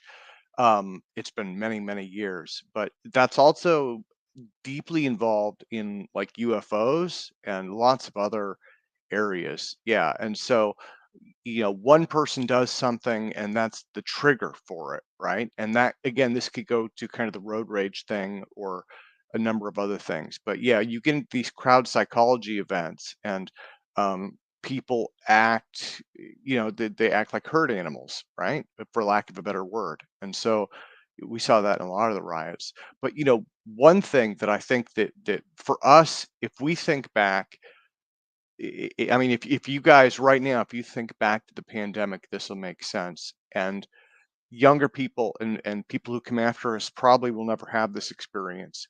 But if you remember this, the pandemic was surreal. You remember it, like, even for me, I have to stop and think back for a moment. But it was just, the only way I can describe this is you're going through your daily life and you have normal, right? And everyone stopped pretending the real world was real for a second. It was nice. Yeah, it was just like, that's it, and I mean, because you have to remember, like, you also read, like, Orwell, like, war is peace, freedom is slavery, and the real world is anything but. That's the thing. Without the real world, a lot of people lost their fake dharmas, their fake lifestyles and things. I think there were a lot of people that everyone else looked at like they were crazy, that all of a sudden, I remember, like, getting all these calls from people like, okay, so what's really going on? The people that used to think they're like, that guy Andreas is a nut, and then they were like, okay, but tell me what's going on, because I can no longer trust any of the sources that I've been relying on. Obviously, like, everything is falling apart. I can't go outside, let alone to work. Well, like I mentioned the other show, the Alt Propulsion Conference, that was when we started that during the pandemic. Mark and Jeremiah Pop called me and they were like, hey, we really love the work that you did 20 years ago. We want you to moderate this conference. Normally, I would say, no thanks. I've moved on in life. But at the time, I was just like, well, hey, we're all going to die anyway, so why not? See, that's the right mentality. Exactly. So much for positive stressors. And other than that, to me, it just seems that it was the first time reality actually was real. Finally, the whole thing showed its hand, and you could see. Yeah, exactly. What you're being regarded as. It was pretty cool. And but also, go ahead. Oh, sorry, Sorry. there was that BBC show that came out, also the BBC movie about what happened with the animals and the climate Hmm. bouncing back. That was really interesting. Yeah, which is a lot like Chernobyl. Like the lynxes are doing well in Chernobyl. But my girlfriend at the time, her sister was working at the Walgreens in Minneapolis. So when the Floyd riots happened, and it's interesting because they destroyed. She had to leave, and everyone had to leave. But it's like these are very small neighborhoods. Realistically, the people who live in them don't leave those neighborhoods. It's like a little black woman with diabetes who can't get her medicine because someone's destroyed the Walgreens. Maybe they're trying to get fentanyl, but there isn't any fentanyl. There's just blood pressure medication and things like that that are behind the. So all of a sudden, and if you're a wealthy white person in Minneapolis, the few and far between, you can go to another town and you can get your medicine from a different Walgreens. But if you're in one of those small places, like you're like out of luck. It's really dangerous. A lot of people suffered because of the destruction of infrastructure. But I also remember in 2008, the Occupy Wall Street thing was going on in Oakland. And I went to like the Occupy Oakland, and there was a bunch of buses, and there were like people that were like clearly plainclothes officers and things that were watching in different places. They were trying to keep this under control. And they got to a certain point where this bus comes and the Teamsters show up, and the Teamsters are like, "Oh, we're all getting on the bus. We're all getting on the bus. Get on the bus." And they're literally like, they just rounded people up from the protesters, got them on these buses, and then they brought these buses to the front of the docks in San Francisco or Oakland. I'm sorry. And then they blocked the docks so that the boats couldn't enter the harbor. So these Chinese shipping boats were coming, and then they had to turn back around. And so this was also that the international news would say, okay, like protesters, against capitalism in Oakland, in the United States, refused shipping of consumable goods from China. So like to set off this international thing, it's really interesting to me because I'm pretty sure 99% or more of the people there had no idea what was going on. But the few people that orchestrate all of this have a plan. I just feel like it's so strange that people think that that's like a conspiracy theory. Because like it's beyond that. It's beyond psychological operations. It's just like Bernaysian public relations. Like they're selling something. They're selling a vision. Did you go to the Occupy Noise Bridge in the Bay Area during the Occupy Wall Street movement? I think I when they were trying to hack the commercial lease area, and they were trying to get 20 people on bunk beds, like from like 10. They're like I guess 10-foot or 12-foot ceilings, and they had like I guess bunk beds from the ground to the ceiling. Yeah, crazy. I've seen a couple of those things. I kind of avoided stackers. Yeah. There were some good things in San Jose that were going on at that time, but yeah. But I do, unless is there anything else, or can I pull up to the AI art? Yeah, definitely go to the AI art. That's really cool. Okay, yeah. I thought it was interesting because the way you're going about it, this is similar kind of how Blake Lemoyne's talked about, like communication with the AI itself and helping it get a feel for what you're thinking about, right? Yes. So I did some experimentation with essentially a story arc that I used ChatGPT to generate. And this is the first of several posts on this particular narrative. Essentially, I asked it to envision a future society where essentially the Roman Empire was restored centuries after the United States and Russia engaged in a nuclear war over Ukraine. And I asked it to essentially create a plausible storyline with some specific details, like emperors in that future Roman Empire. And then I asked DALL-E 3, when the capability to do so emerged, to generate a cityscape. So this would be the 25th century rebuilt city of Rome, with, of course, some traditional historical influences from the Roman Empire, from the Italian Renaissance, but you could also see some interesting structures. I do think that AI, and generative AI in particular, is indeed a reflection of ourselves. And this has been said already in this conversation. That is to say, these AI systems will feed back to us what we feed into them in the form of vast data sets, but they will recombine that information in creative ways. So if you look, for instance, in the background, there are two skyscrapers with smoke coming out of them. Now, what do these look like to you? To me, they look like smokestacks from a power plant. Essentially, think of like a nuclear power plant, and I used the term nuclear in the prompt because the prompt was to generate a cityscape of a rebuilt city of Rome after a nuclear war.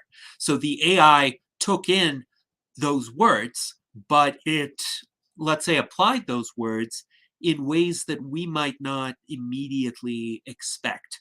So they have some sort of instantiation in this prompt, but not an obvious instantiation. Like if you look at this cityscape immediately, you wouldn't be able to say, well, this is a post-nuclear apocalypse world and enough time has passed that perhaps the obvious damage has been repaired. But the AI did take that into account.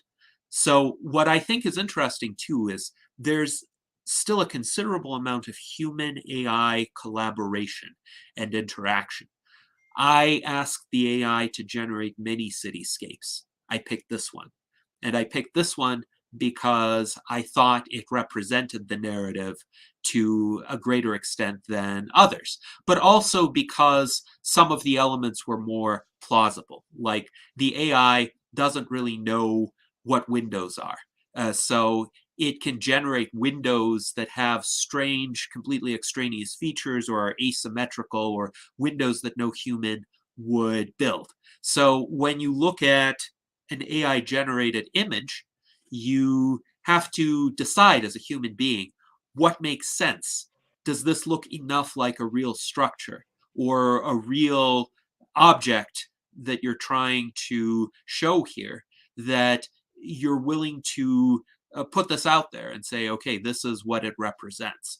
But the other image that you showed, this is not from the New Rome storyline. This is essentially an experiment in what might be eclectic architectures of the future. So I asked the AI to generate a city scene with various cultural influences. So you have some neoclassical architectural influence. I asked it to generate some Baroque domes, but also with traditional Chinese architectural elements. And you can see some of those kind of interspersed and combined in interesting ways. So this is essentially a world where cultural appropriation is not only widely practiced, but thoroughly permeates the society, and people are free to borrow elements from different cultures. Kind of like Dubai.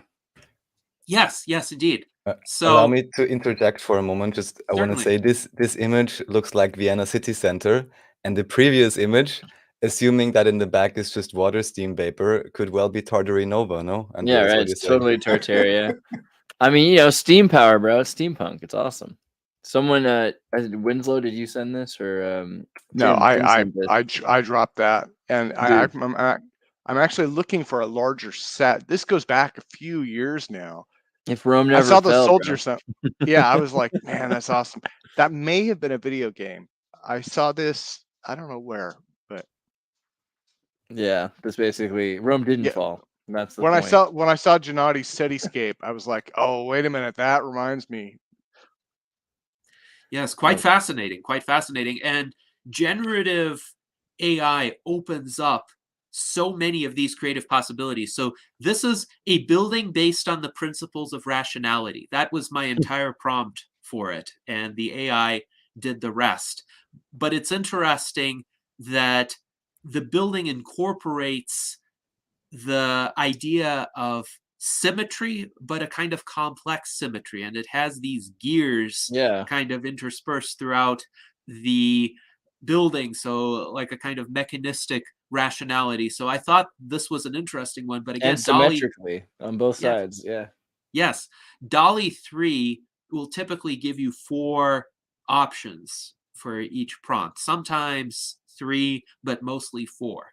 And I picked this one because it appealed to my sensibilities to a greater extent. I could see the order, the symmetry, also taking some elements from classical antiquity, like these columnar shapes, for instance, but it's a blend of classical and modern architecture. So this is not something that I would have been able to draw, for instance, or that most people who are not architects would have been able to draw, but this kind of creative potential is placed in our hands by these generative AI systems. And this seems to be a futuristic Tim seems Roman to be into Empire. the Yes. post-futuristic Rome. Tim, if you like this, you should play Helldivers. I don't know if you've seen that game, but No, I haven't seen that one. Basically Starship Troopers. You'll love it. This is it. It's awesome. Yeah, this is Yeah, I just thought that was it's kind of cool. It's Spain in like 6 years. I can see it's not steampunk, it's like Rome punk. Yeah, it's Rome punk. This is great. We just invented something. Rome punk. Dude, Rome punk's a thing. I believe in it. This is it. Dude, yeah, look at that. This is it. This is Sparta, you know? That would be like the new ads for it. And then this one's cool as heck. I like that you did this. This is amazing, Gennady. Yes, this is an AI generated Lego building, and this actually came to me in a dream. So I was dreaming that I was visiting a classroom of high school students, and the teacher was showing me around, and these students were building with Legos. Now, I never got to build with Legos in high school, so they were having a good time, but they were constructing these Dutch and Belgian inspired structures, multi-story structures out of yellow and red bricks. And I asked Dolly 3 and Midjourney and Dreamlike Art, so 3 programs to generate these Lego buildings to kind of approximate what I saw in the dream. And this was a good approximation of one of the structures, but it's interesting too. If you look at it closely, some of the pieces, they're not quite standard issue Lego pieces. So the AI system doesn't replicate the individual bricks with precision. It gives you an overall impression of what such an image may look like based on essentially a series of correlations with millions of images of Lego structures that it has seen. But it doesn't understand the concept of an individual brick. It doesn't understand the concept of this sequential assembly of a structure. It gave an image, a very detailed image that's correlated with lots of images of Lego buildings, and especially upon first impression, looks like a nice Lego structure. If you delve into it in great detail, if you scrutinize it, you'll see a lot of approximations. So, yes. Yeah, like the 6-finger thing. Yeah. Right. Yeah, right, especially exactly. these curves here, right? Because usually they would be perfect Legos, and these are like angles and things. But, you know, otherwise, pretty amazing. I like it. Yes, indeed. Winslow's saying, like, maybe, you know, we should ask the ChatGPT to flesh out a prompt why Russia believes they're the heirs to Rome. But I think it's a pretty good question, actually, like thinking about, like, as we talked about Rome earlier, and this idea of like human future, and Helldivers is a cool game. So what do you think about this idea, like Rome and isn't there kind of like inevitably like we look at like the globalist empire idea, right? Like, isn't that kind of, what is that? Is that too monolithic sounding, or what is it? Is it kind of like Rome, a new Rome? Well, actually, there is a common association in Russian history with Moscow being the third Rome, and this was very explicitly asserted by the Russian Tsars. So, of course, the second Rome was Constantinople. Constantinople was the seat of Christian orthodoxy for a long time, and in the year 988, the great Prince Vladimir of Kiev converted to Orthodox Christianity, and the Russian Orthodox Church essentially followed suit from the Greek or Eastern Roman Orthodox Church. And when the Eastern Roman Empire became increasingly feeble and contracted and eventually was overcome by the Ottomans, at the same time, Russia was ascendant. Russia threw off the yoke of the Mongols, and Russia perpetuated a lot of these Orthodox Christian traditions. So when Constantinople fell, the Russian Tsars, say Ivan III, were saying, well, this is now the new Rome.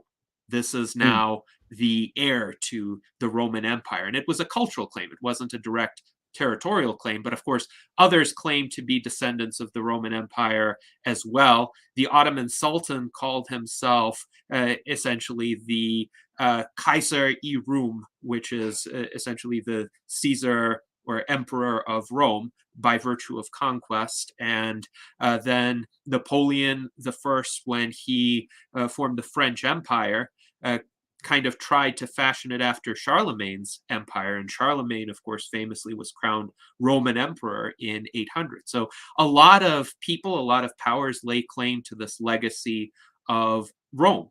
And today, it's no surprise that apparently I'm actually in the majority of men who frequently think about the Roman Empire, as the commonplace internet meme held it last year. It shouldn't be a surprise, because the Roman Empire created a kind of template for subsequent civilization to follow. And we can see parallels, we can see analogies, we can also see warnings and signs of danger, because our global civilization too is not invulnerable to collapse. And if we think about the Roman Empire and we think about both its positive cultural legacy, here's the Trevi Fountain, very much influenced by Greco-Roman design and mythology. So we can think of the positive cultural aspects, but we can also think of the vulnerabilities. Imperial overreach is one example, or a situation where essentially the culture is subverted, or it begins to degenerate, or fails to sustain the attributes that led to its greatness. So many follies of Roman emperors can be examined and compared to the politicians of our day. And then the question is, which period of Roman history are we most similar to? I have actually said we may be in the kind of Antonine Plague period, with COVID being our Antonine Plague. And if it goes on for sufficiently long, then we stand the risk of entering a kind of sustained period of decline if enough of our society and its infrastructure are undermined. Of course, I hope it doesn't happen. I hope the next technological singularity will arrive sooner than that and spare us from that fate. But the whole history of Rome is incredibly instructive and relevant to our era and the issues we're dealing with. I hope it's not like the Antonine Plague, the plague of Galen, like, because that is associated with the fall of Roman industry or ubiquitous infrastructure, like water infrastructure. The destruction of infrastructure is really, if Rome wasn't so reliant on infrastructure, and we're headed towards that. We're more reliant on infrastructure than we've ever been as a civilization. So I can only imagine where we're headed is more infrastructure. And if that were to be solar flare or something turned off, then that would be the kind of thing that would lead to a plague of Galen. We are reliant on a lot of infrastructure from even the 1950s through the 1970s. And so much of that infrastructure, unfortunately, has not been maintained as well as it should have been. So there, of course, have been comparisons made between how much progress we've achieved in the realm of bits versus the realm of atoms. And thinkers like Tyler Cowen, Mark Andreessen, Peter Thiel have said, our progress in the realm of bits has been impressive. Indeed, what we're doing today is a prime example of that. Our progress in the realm of atoms since the 1970s has been lackluster, and we do have bridges and roads in poor repair in this country. We have gas lines that are exploding because they're poorly maintained. So we need to reverse that. We need to restore that momentum that ambitious vision and drive that existed in our culture relatively recently, even as recently as the mid-20th century, when the US built massive hydroelectric dams, or the interstate highway system, or the space program. And we need to figure out, how do we regain that scale of ambition and that willingness to transform our world technologically, and of course maintain what we have already as well. Well, what kind of a message would you want to send to Peter Thiel right now? I could send one to him right now on Facebook. You could send one on Facebook. Well, I would just tell Peter Thiel that he read my last message. Oh, nice, yeah, nice. sorry. So go on. I would tell him, I think the philosophy of transhumanism essentially contains that impetus that is needed to revitalize our society so that we can build again, so that we can innovate in the realm of bits again. And it's not just about having the technical know-how to do that or the resources to do that. It's about the willingness to do that. It's about the vision to do that. So I speak often about systems of meaning and how postmodernism did our civilization a great disservice, because it eviscerated older traditional systems of meaning without really replacing them with anything different or better. And instead of deconstructing, we need to construct something new that also, of course, incorporates the best of what came before. So we were talking about humanism, for instance. Transhumanism incorporates humanism, but it takes it to the next level. So my message to Peter Thiel would be, if you want the kind of renewed vigor and transformation of our society technologically that you aspire toward, transhumanism is the way to achieve that. Now, I know that Peter Thiel has a bit more of a traditional Christian worldview. He has spoken about that as well. And that's not incompatible with transhumanism, but there are certain, let's say, hangups about that worldview that might need to be shed in order to fully realize that. How is Peter Thiel compatible with his own worldviews again? Anyway, also, I'd say it's Winslow, transhuman. Yeah. I'd like to say, yeah, well, Winslow, can you tell him that Andreas says that I like his middle name? Because I think his middle name is Andreas, and it should be Peter Andreas Thiel. Like, why isn't he going by Peter Andreas Thiel? Honestly, there should be like an emphasis there, Peter Andreas Thiel. Like, it makes his name cooler. Earlier we talked about the ubiquity of technology. I don't know if this is too quick of a segue, if you have more to say on that, but I kind of wanted to talk about the Glasstron for a second. Are you guys familiar with this? This was the 1996 Sony headset that you could wear. I remember this when I was a kid. I saw a few of these. I wore it a few times. They're pretty amazing. LCD screen on your face. It doesn't have great true blacks, but this was 30 years ahead of its time, right? But people had it, and you could use it, and you could play any system through it because it used S-Video, right? So, it's interesting just thinking about like all of these products that existed that they kind of tested for a while and then they took away from us, and now they're trying to figure out how they can sell it again, but like through a cloud. I think that's the beautiful thing, is they want it to be like TV, where if you just turn on the channel and you see it, but then they can turn it off again, right? Like, they just want you to be able to see it, but not be running it yourself.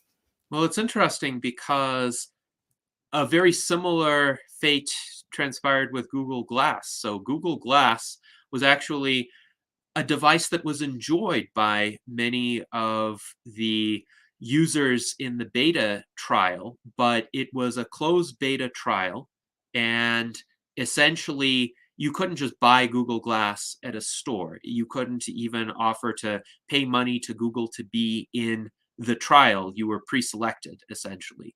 And what happened as a result of this was 2013, 14, essentially, I guess you got to use some Google Glass, Andreas. I tried my best. It was interesting for a little while there.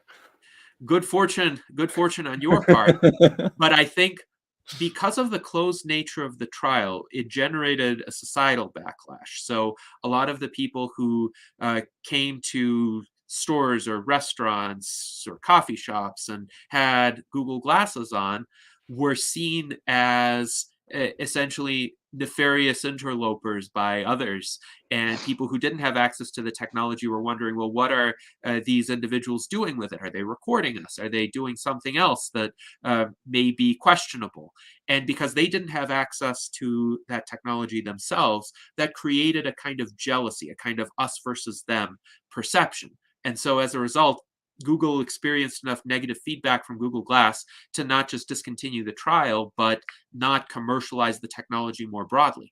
And I would say it didn't have to be that way.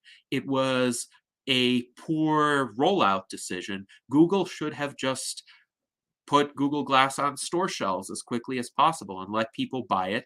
And those people who were skeptical about it would still have the opportunity to buy it and try it out and perhaps find some redeeming or even addictive features about Google Glass, addictive in a good way, of course. And that way they would accept it much more readily because I think AR was so sweet. Like imagine if someone's wearing a QR code on their t-shirt. So when you walk by them, it projects a teddy bear that's like dancing where they are. It's like a VR costume party. Come on. There's all kinds of cool things you can do with Google. I heard it from a friend. Doesn't Meta now have such glasses for public release, or was Ray-Ban. Ray-Ban apparently? Yeah, and they're sweet. I hate to I was be just like on plugging Indiegogo that. today. I was just on Indiegogo today and saw that there was some AR VR glasses. I didn't check them out, but I've seen a few different products try to launch from like Indiegogo and Kickstarter that had some cool ideas and didn't really, I guess, make it to market. Or what was one of you guys were saying earlier, how the technology exists, but it just doesn't adapt to the market fully. Well, it's going to be kind of scary. Like, did you see that hyper reality AR thing? Like, there was this video about this like future, and it's somebody's wearing like this pair of AR glasses and just everything everywhere all the time. It's like Black Mirror. They're just like constantly like data everywhere. This is a few years before. Yeah, but if like anyone ever played Shadowrun, maybe that's not so known, but these visions, I mean, they existed for 50 years, no? I've imagined this 20 years ago. But the thing that's scary about this is like, so this store here would be just QR codes, basically. You know what I mean? Like you see products, but you don't even actually have to have products there.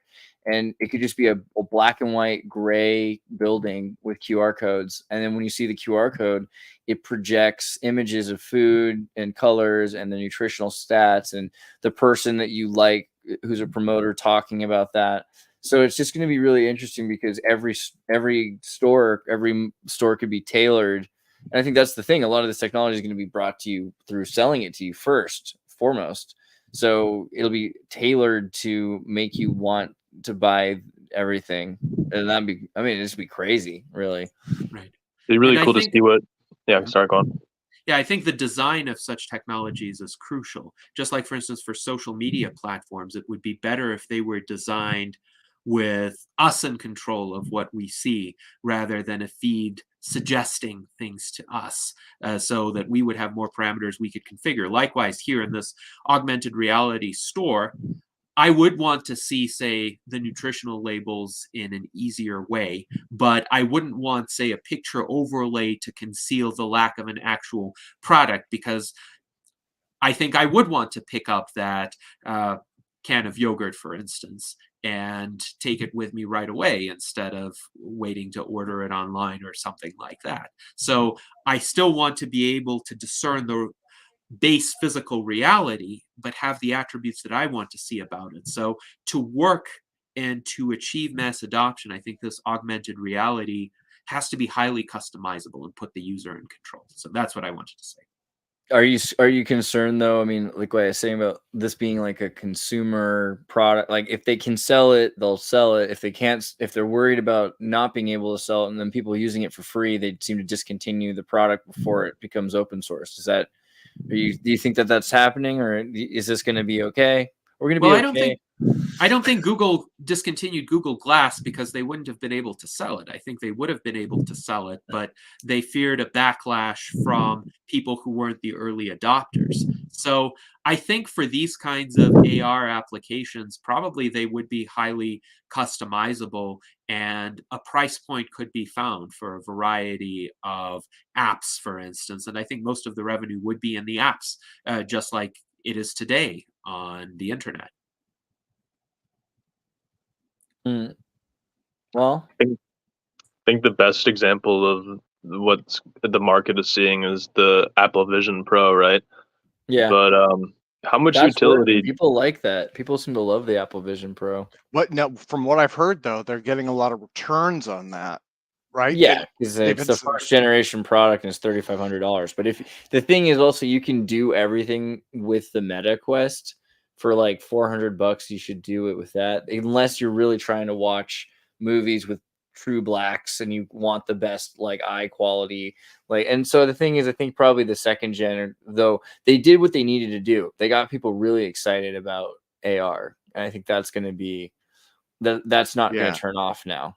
I'll tell you that the thing that got me about it was when I saw the virtual screens. So you have your real monitor and you have two virtual monitors, and I was like, you know what, that would be maybe an application, but the goggles are a killer, though. You know, Yeah, they're just super heavy, but the Meta Quest can do all the same thing with the screens. So like, you're gonna see a lot more people. You know, I'm not buying one of those headsets until it has a camera on the back of your head so you can see behind you. Well, it's interesting too, because I think the aesthetics matter a lot. So a lot of these 1990s or early 2000s devices, they did have a degree of ability to immerse people in virtual reality or augmented reality, but they were also very visible and sometimes appeared clunky. Now, I don't mind that kind of high-tech appearance, but a lot of people would. And a lot of people even minded Google Glass, even though Google Glass was fairly compact. But imagine if your regular eyeglasses would have essentially a smart screen with a tiny camera embedded in the rim somewhere. And for most practical purposes, they look like ordinary eyeglasses, but you can see all of these additional elements about the world that you're navigating. I think from an aesthetic standpoint, that will be a lot more appealing to many people. Just like I would say, even a lot of body modifications that humans will undertake in the coming decades, they're not going to look overtly cyborg-like. There are already people who have artificial limbs. There are already people who have embedded hearing aids. There are already people who have artificial organs. And yet, from an external appearance standpoint, most people with these enhancements or devices try to look as ordinary as possible, as typical of their society, without really drawing a lot of attention to these augmentations. So I think that might also be the path that these future technologies will follow. Raph, what are you afraid of? What, afraid? I know, I wanted to say it as I'm not generally as afraid. possible because it just sounded fun that way. What are you afraid of? No, but like, you know, just like think about transhumanism, and you're really into human. You said at the beginning of this you wanted to make sure that we talked about preserving human nature, right? I think No, Gennady no, kind of no, just started to hit on that. not even necessarily a human nature. So the one thing which we're not gonna get into, I was almost thinking, Andreas, if I want you to have you pull up, what's his name, Joseph Justice Scaliger, and then ask Gennady if he can guess what his father's name is, but we can save that for another time also. The main thing, because generally, again, I agree with, life extension, quality of life, health, it's all great. I just think even by now, we have a whole array of therapies, substances, and so on that would work in a way, frequencies, whatever, that simply, how would you say, supercharge or whatever the natural system we have. And the human system is very complex. And I just think it's a very long way to go, no matter how much AI horsepower we throw at it, until we really understand, whatever protein folding and the actual interactions between these billions of molecules within ourselves. So I think, well, my own approach, let's just put it like that, is just to use things where I can see they actually work in unison with my natural system already installed, because I think it's actually very capable, but just because of all the factors we discussed, the system cannot work properly. So for me, it's not so much about replacing things or whatever, but really understanding the human system as a whole, and then just see what inputs can I change in the environment. And then probably you will need very little actual, biotech, grafting an organ or injecting stem cells if your body, who knows what your body can actually do by itself if given the proper support, let's say. So I think that we can just go a route with a lot less cyborging, a lot more reliance on the system we have, and just not misuse it. And then I believe we can achieve a lot of what maybe many others would want to achieve with, heavy alterations and surgeries and crazy hormone therapies. I don't know what. Yeah. So. And I think that's a fine attitude to have for about the next 20 to 25 years of your life, actually, because that could get you through that time period of your life in good health, especially because in one's youth, most of the systems of one's body are functioning well or well enough that it's more of a risk to try to tinker with them too much than it is to follow essentially basic healthy lifestyle practices. So this is essentially the opposite of what many financial advisors suggest people pursue with their investments. Like they say, if you're young, you may feel freer to invest more aggressively because you can afford to lose a bunch of money and still earn it back. If you're older, you should be more conservative to keep what you have.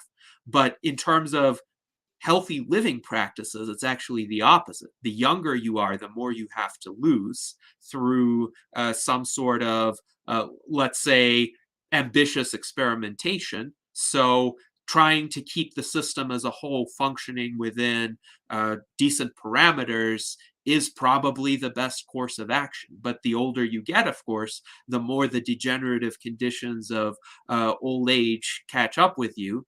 And then sometimes without an aggressive intervention, you might be dead or you might succumb to some serious health problem. So it actually makes sense to take more risks and pursue more experimental treatments as one becomes older. The good news is if people who are relatively young today keep themselves in good health for the next 15 to 20 years, chances are by the time they get to the point where experimental interventions are worthwhile for them, some really promising and efficacious interventions will be available.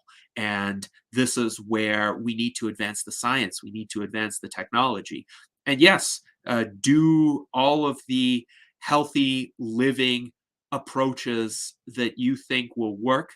Try to be more conservative the more you have to lose. But in the future, let's be open to some more transformational possibilities through the advancement of medical science, because all of the healthy living practices of today will not get one to age 150. And I want to live to 150, to 250, to 5,050 or 1,000,050. And to do that, we need medical reversal of biological aging. I thought of a cool invention the other day that you could wear in the invention would be for the male anatomy. Basically, part of the male anatomy needs to be at a specific temperature, like 93 degrees, 92 point something, which is like 4 degrees less than the average body temperature. And I thought of like a device that you could wear to keep your male anatomy in that specific temperature zone for healthy production of. I've always wanted fans, like like if you had fans built into your underpants, that'd be kind of cool, Okay, I could whip something up. Isn't it would just whiz all the time? That'd be kind of cool. I wouldn't want to put a fan blade down there. I would actually whip something up, Andreas. I'm working with some fashion design. I'm just saying, You shouldn't tell them, Tim. We should just tell them it's cool and sell it to people. That's all we're gonna do. And put it in the world's pants. There's a question. You know what? You could put it on that. What was that Temu website or something? Those guys. I saw an ad. They run the Wish rebrand. Dude, the Hypno Mafia from China is real. Temu is amazing. Like they really figured out how to control people's minds. And, I saw one for it was like 1 micron thick men's boxer shorts. They held it's like saran wrap boxers. Graphene boxers, all right. You know, it's always like really late when you're on Facebook when those ads come on, and I was just like, who buys this? Why would I buy this? Tempting. Yeah. You're tempting. Yeah, me where right can we now. buy graphene? Does anyone have a spell on graphene? I know a guy who knows a guy. Stefan asks, is the purview of the goals of the Transhumanist Party limited to life extension, age reversal, or is there an eye towards multi-generational epigenetic triggers that beget Nephilim immune to age debuff? I think that's kind of a D&D reference there, but you know what I mean? Like, do you know what he's trying to say? What do you think about Yes. that? I think I know what he's trying to say. So first of all, on a more proximate note, look up the Transhumanist Party platform at transhumanist-party.org/platform. There it is.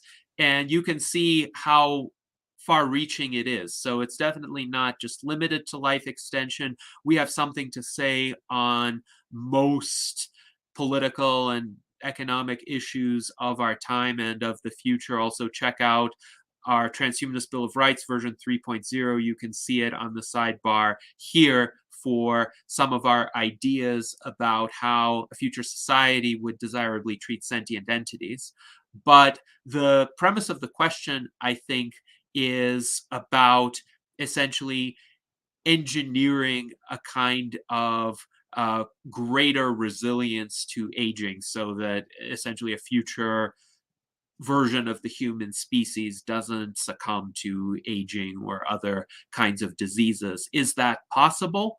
I think eventually it would be possible, but it would be one sequential and iterative process to get there. And two, it would take more time, because that would require actually a sufficiently comprehensive understanding of metabolism that we could re-engineer the metabolism to run more cleanly. And we don't have that kind of understanding yet, because metabolism is extremely complex. This is where the damage repair approach that has been put forth by Dr. Aubrey de Grey is so important, because what we can do is reverse some of the harmful byproducts of metabolism that accumulate over time. And that would buy us enough time. And hopefully the progress of technology would accelerate in the meantime, aided by AI. So again, this is where my conversation with Tim about the technological singularity comes in. But AI systems can help to develop future AI systems, and we'll have increasing amounts of computational power and intelligence at our disposal to understand these complexities and solve these challenges. So could it be that in the future we will re-engineer our bodies to not succumb to aging in the first place? Maybe. I would put that on a time frame of centuries, though. I would like to see in the next few decades the kind of advance that would enable us to live for centuries. And that is what we in the Transhumanist Party are focused on. Okay, I have a question, but it's also kind of a curiosity in the sense of, if you've heard of microfluidics, it's the process of creating computers out of organic tissue. There's two organizations that are on the cutting edge of this technology. One is in San Francisco, Tempo Bioscience, and the other one is Johns Hopkins University. Tempo Bioscience is working with neurons, and Johns Hopkins is working with liver cells. I believe that potentially attaching those microfluidics to AI machine learning models to figure out what it is to be a cell, right? Like what it is to experience being a liver, because the liver digests or liver filters all these different things out, and the neurons are what it is to be a neuron. Maybe there's a connection there, and that could be the singularity. I don't know if you've heard of these things, microfluidics, or these two organizations, but yeah, if you know anything about that, I'd love to hear it. Well, heard of it to some extent, the idea that computers could be biological, for instance, that they don't have to have, for instance, silicon components in order to work as computers. It's definitely an emerging area, and it's a fascinating one. And to some extent, our cells, our neurons, are all biological computers. They just work on somewhat different principles from the artificial computers that we have created, but there could eventually be a convergence between the two. So this also raises the question, could an artificial intelligence, or say an embodied artificial intelligence that can perceive the world, interact with it, have consciousness the same way that we biological entities do?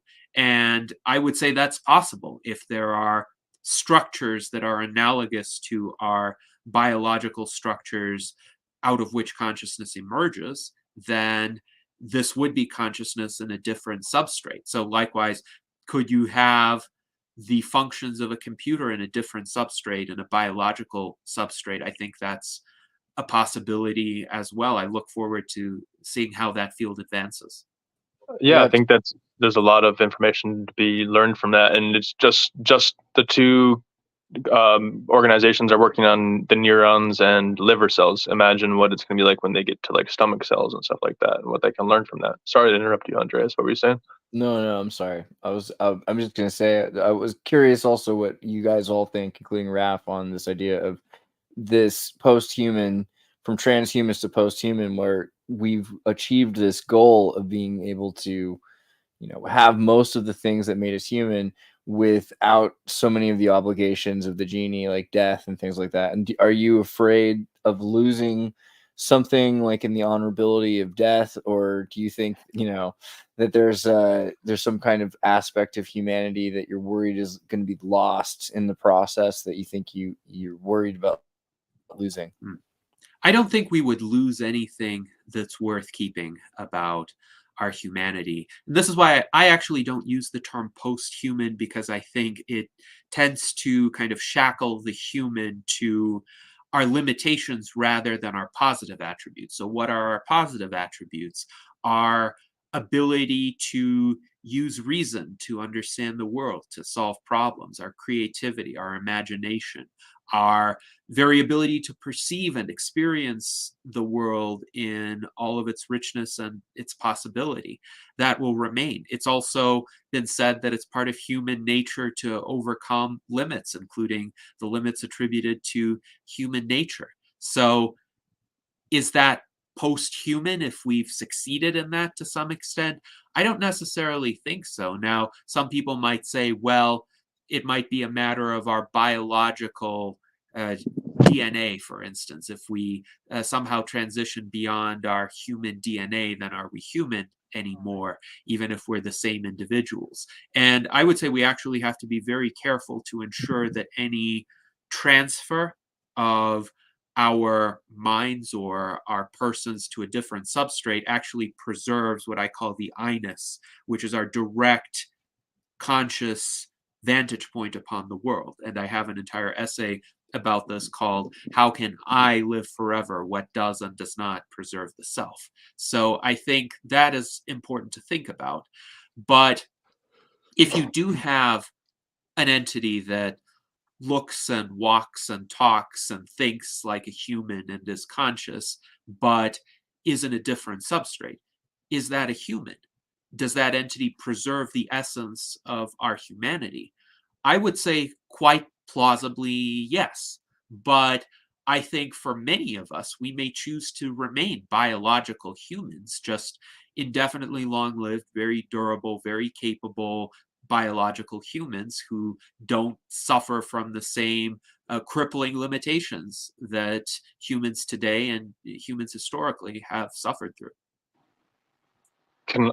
Can I play devil's advocate to that quickly? I guess someone who would be in the opposition of that viewpoint would bring up the point of generations and how they change, and how generations kind of counter rebel against the previous generation. And like, I guess you could see pop culture and like movements around like hippie movement and like the culture movements. I wasn't alive during these times, so I can't attest to them, but I guess some people would bring up those. Do you have anything to say to those kind of people?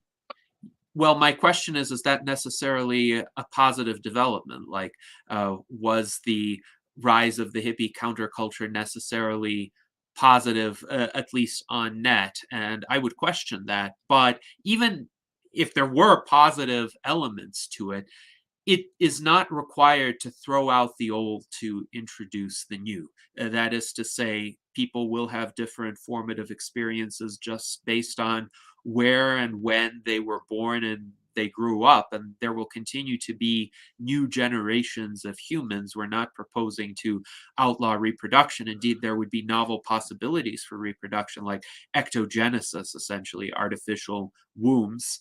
And as a result, we'll have many more generations coexisting and interacting with one another and contributing their respective experiences, their respective perspectives. I actually have an experiment that, a kind of thought experiment that I ran on Facebook about marbles and life extension, where I use an analogy, essentially, marbles of different colors representing different generations, and essentially what happens in a situation where every generation dies, and what happens in a situation where some specimens of each generation remain. And I'll share this post internally. Andreas, if you want to show it, feel free. But the idea is essentially you have a lot more diversity. And you can see here on the left-hand side, you have a situation with aging and death. On the right-hand side, you have a situation without aging, and some specimens will still die from environmental causes. So there will be still some death for a while, even in a situation where aging is resolved. But you can see over the long term, there's a lot more diversity on the right-hand side. There are many more different generations coexisting, even if you keep the population constant, even if you assume that the reproductive rate slows down with each generation because there's some sort of fixed constraint. I actually don't believe that. I actually think there will be significant population growth, but that's fine too, because we will have new realms to expand to. We will have new ingenious minds who are able to harness the raw materials of nature in a way that is both more sustainable and more beneficial to the human species, just as we have achieved with technological progress throughout our existence. So this is just an example. If you want more diversity of generations, then we should overcome aging. Raph, you have any thoughts on the human condition on that level? And do you think that there's... So I liked what Gennady said about this whole question, how to preserve the eye or the perspective or the consciousness, especially when you get into more advanced biotech or nanotech, or especially transferring your consciousness to a chiplet or biomachine. This would be relevant. The simple question, and I cannot give the ultimate answer from my current perspective, but the real question is if this I you are speaking of is not already immortal and eternal in some way, shape, or form. And if that is the case, this would, of course, be the whole argument for, in a sense, reincarnation, whether here or elsewhere. Because the other thing I thought about when you mentioned all of that, I was like, yeah, it sounds cool, live long and, prosperous society, all of that, overcome all of this, maybe in a few hundred years, or have a regular lifespan. And if that is correct, just reincarnate on the next plane where all of these things are already set for, But this is maybe then, brings in this whole question, what is this experience really for? What is it about? And again, agreeing with you on the terms of, let's say, living long and prosperous, and Balkan saying, yeah, the real question again is it really necessary in that sense, or is it not? Are not many of the things that individuals are seeking through these technologies already given? On the one hand, just natural things we already can do now, or technologies we can use now. And the second point being, if our consciousness is actually eternal, then at least I don't need to worry about needing to extend my life in this incarnation. You see what I'm saying? Well, I think it's understandable why some people might adopt that perspective, but I don't see any evidence for reincarnation or any sort of perpetuation of the I-ness that is not based on a material substrate, because in my view, the I-ness is an emergent property of matter. Okay, here we within go. a certain That's the, configuration. thank you for Yes. making that clear. Yes, but you know, reincarnation is one of the cultural coping mechanisms that I have identified in response to death. So the idea that your being somehow survives the death of the physical organism is essentially a means to comfort people, a means to lead to some sort of acceptance of the status quo. And again, historically, that's understandable. And a lot of, especially Eastern cultures, use that as the recourse. A lot of Western cultures use some sort of idea of an afterlife as that recourse. But if one is just assessing the evidence in a sober manner, I don't think there's much evidence out there to place reliance on that. Even if one is agnostic about it. I mean, even one the should say- reincarnation argument is that you don't have your memories. So like the I-ness is different. The I-ness is different than your soul, even. Like even this idea, because you could say that we're all energy, like that the material is, you know, nothing is ever destroyed, it's recombined, and we're probably made of the same material as our ancestors were made of. But the idea of the I-ness is still, I think, connected to, would you say like memories are a major point of that, like that makes you who you are? Or what, you know, could you be yourself if you were hit on the head and you forget who you are? Like, are you yourself?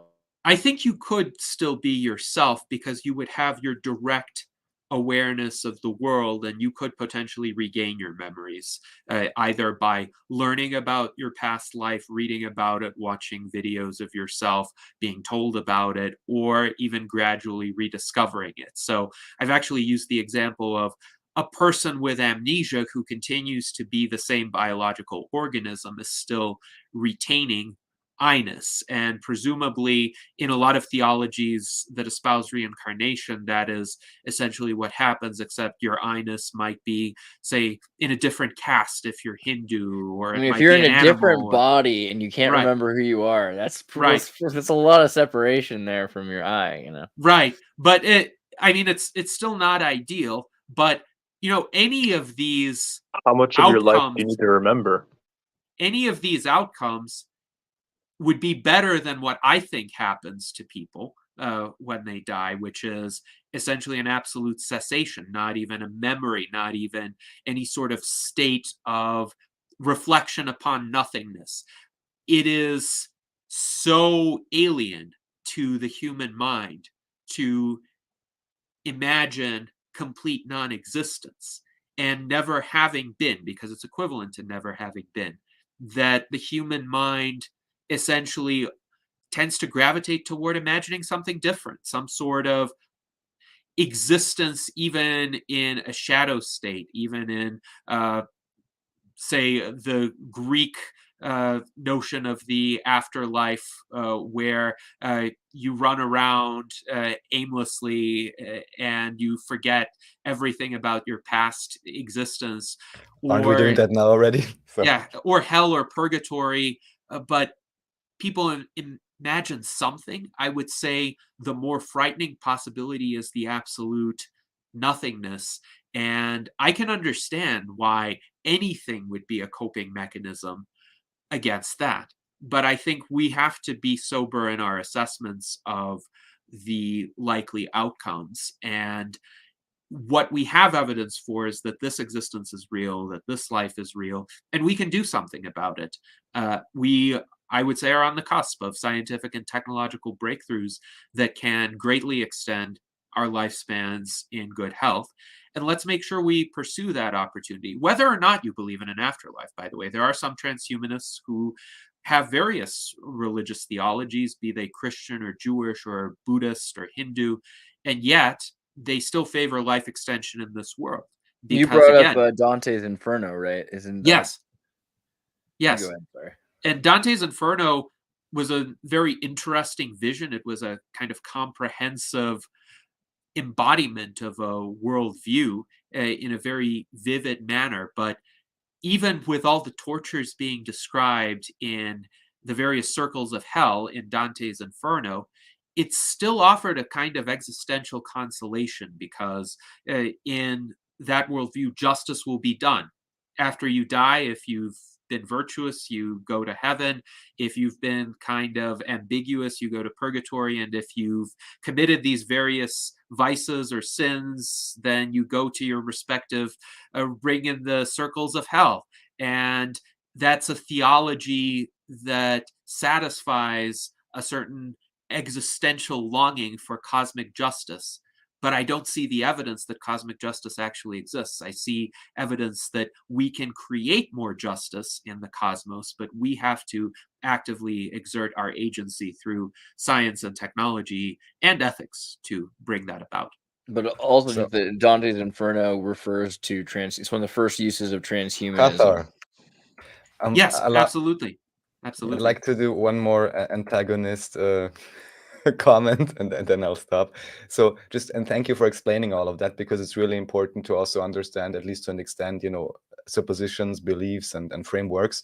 So I just want to throw one question back at you in a sense, because you said, and from that point of view, I can understand, the ultimate dread of nothingness or something, although some individuals have experienced it to some extent, and it's not that dreadful, actually, I would say. But anyways, what evidence would you say you have that that is actually the case?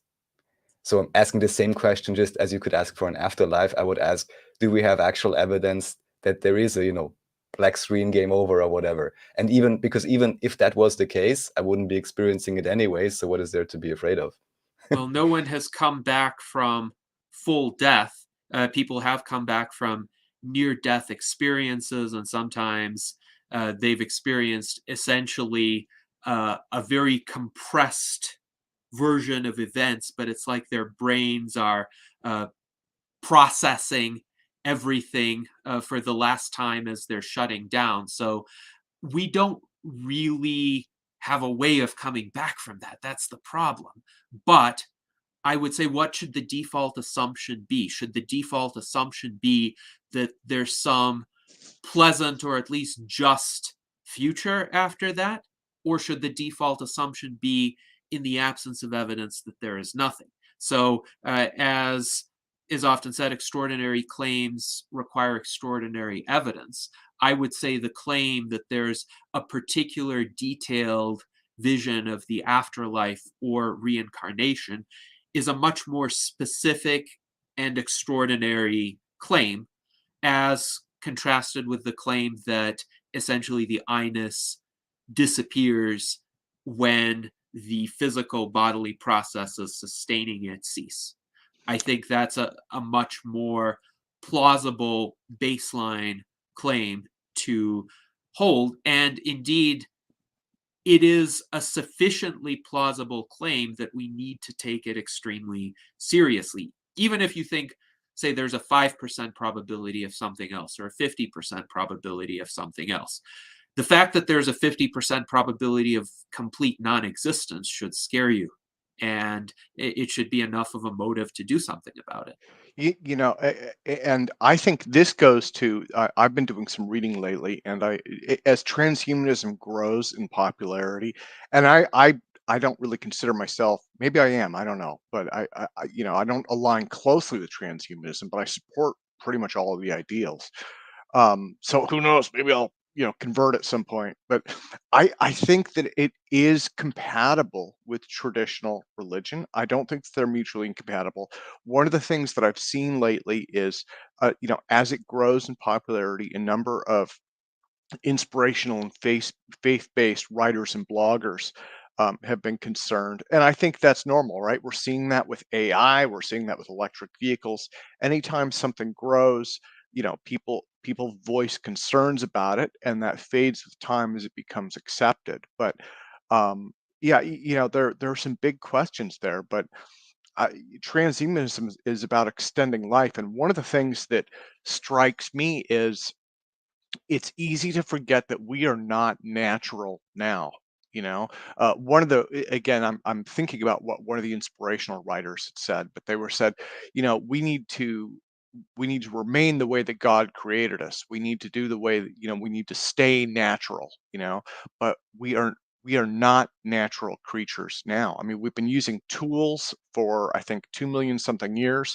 We have had language for hundreds of thousands, if not longer, years. Um, you know, we are not the way that we came up. We're continually growing and changing, you know. And as someone, my maybe this is too personal to share, but my first wife died very horribly of cancer. And I've had a number of colleagues and mentors and close friends who have passed. And, you know, for anyone who has gone through those things, one of the things that I have seen with a lot of people who are into life extension is that they are touched by an event like that, you know? And I know in my case, it's any kind of treatment that could prevent that from happening, that could extend human life, right? That can keep the people that we love with us. For me, that is the ultimate act of faith. So, Yes, I agree in full. And I think you've really illustrated the nobility of this cause. It can avert so much suffering at any age. But somebody who is 90 and suffering from degenerative diseases, which do often include cancer. There are many people that age who are suffering from cancer, and doctors decide, well, there's nothing they can safely do about it because any sort of surgery or chemotherapy or radiation treatment would essentially place too much stress on an aged body. So, a lot of people, say in their 80s or 90s, live with various slow moving cancers because the expectation is something else will kill them sooner. So, what if we rejuvenate them and then help them get rid of their cancer as well? That would be wonderful. But so much of what you say, Tim, resonates with me. It is possible to be religious and be a transhumanist. It is possible to believe in an afterlife or reincarnation and be a transhumanist. The only premise that one needs to accept in order to be a transhumanist is that more life here in this world is also better. So I met a Christian gentleman at Radfest back in 2018. Radfest is the largest conference on life extension in the United States, and RAD stands for Revolution Against Aging and Death. So this individual clearly was there as a supporter, but he and I got into a discussion about theology and our respective beliefs. And I am an atheist, by the way, and he is a Christian. And he said, well, some of these, let's say, more far reaching hopes that I expressed as an atheist transhumanist, he disagrees with because of his theology. But I asked him, well, would you want to live to be 200 years old in good health? And he's a Catholic. So I asked him, would you want to do good works as the Catholic Church teaches you should during all this time? And he says, yes, yes, I do. So I reply to him, then we are aligned. And essentially, for the next 130 years or so, we are going to be moving in the same direction so that you could live to be 200 and do all the good works that you want to do. And then we can talk again and see if you want to live longer past that point in time. And hopefully you will. Well, yeah, but if you don't, then you're able to, if you just stop doing the treatments, you got, you start to fade off, right? So that's the other thing. Yes. So much of this is framing. I think a lot of it is framing and context, and that's why it just takes time for people to understand and accept and realize the way that this fits in. But I just dropped a link in chat, and maybe it's not a good idea to put that up because I haven't verified it. But that is supposed to be a list of various faiths that don't like medical care, don't allow some or all medical care. And again, I cannot vouch for that list. The science one, yeah, Christian Science and all that, yeah. But what had me look that up was you guys have seen this. There have been a couple of pretty famous cases of children who have died from easily treatable conditions where the parents' faith didn't allow medical care, right?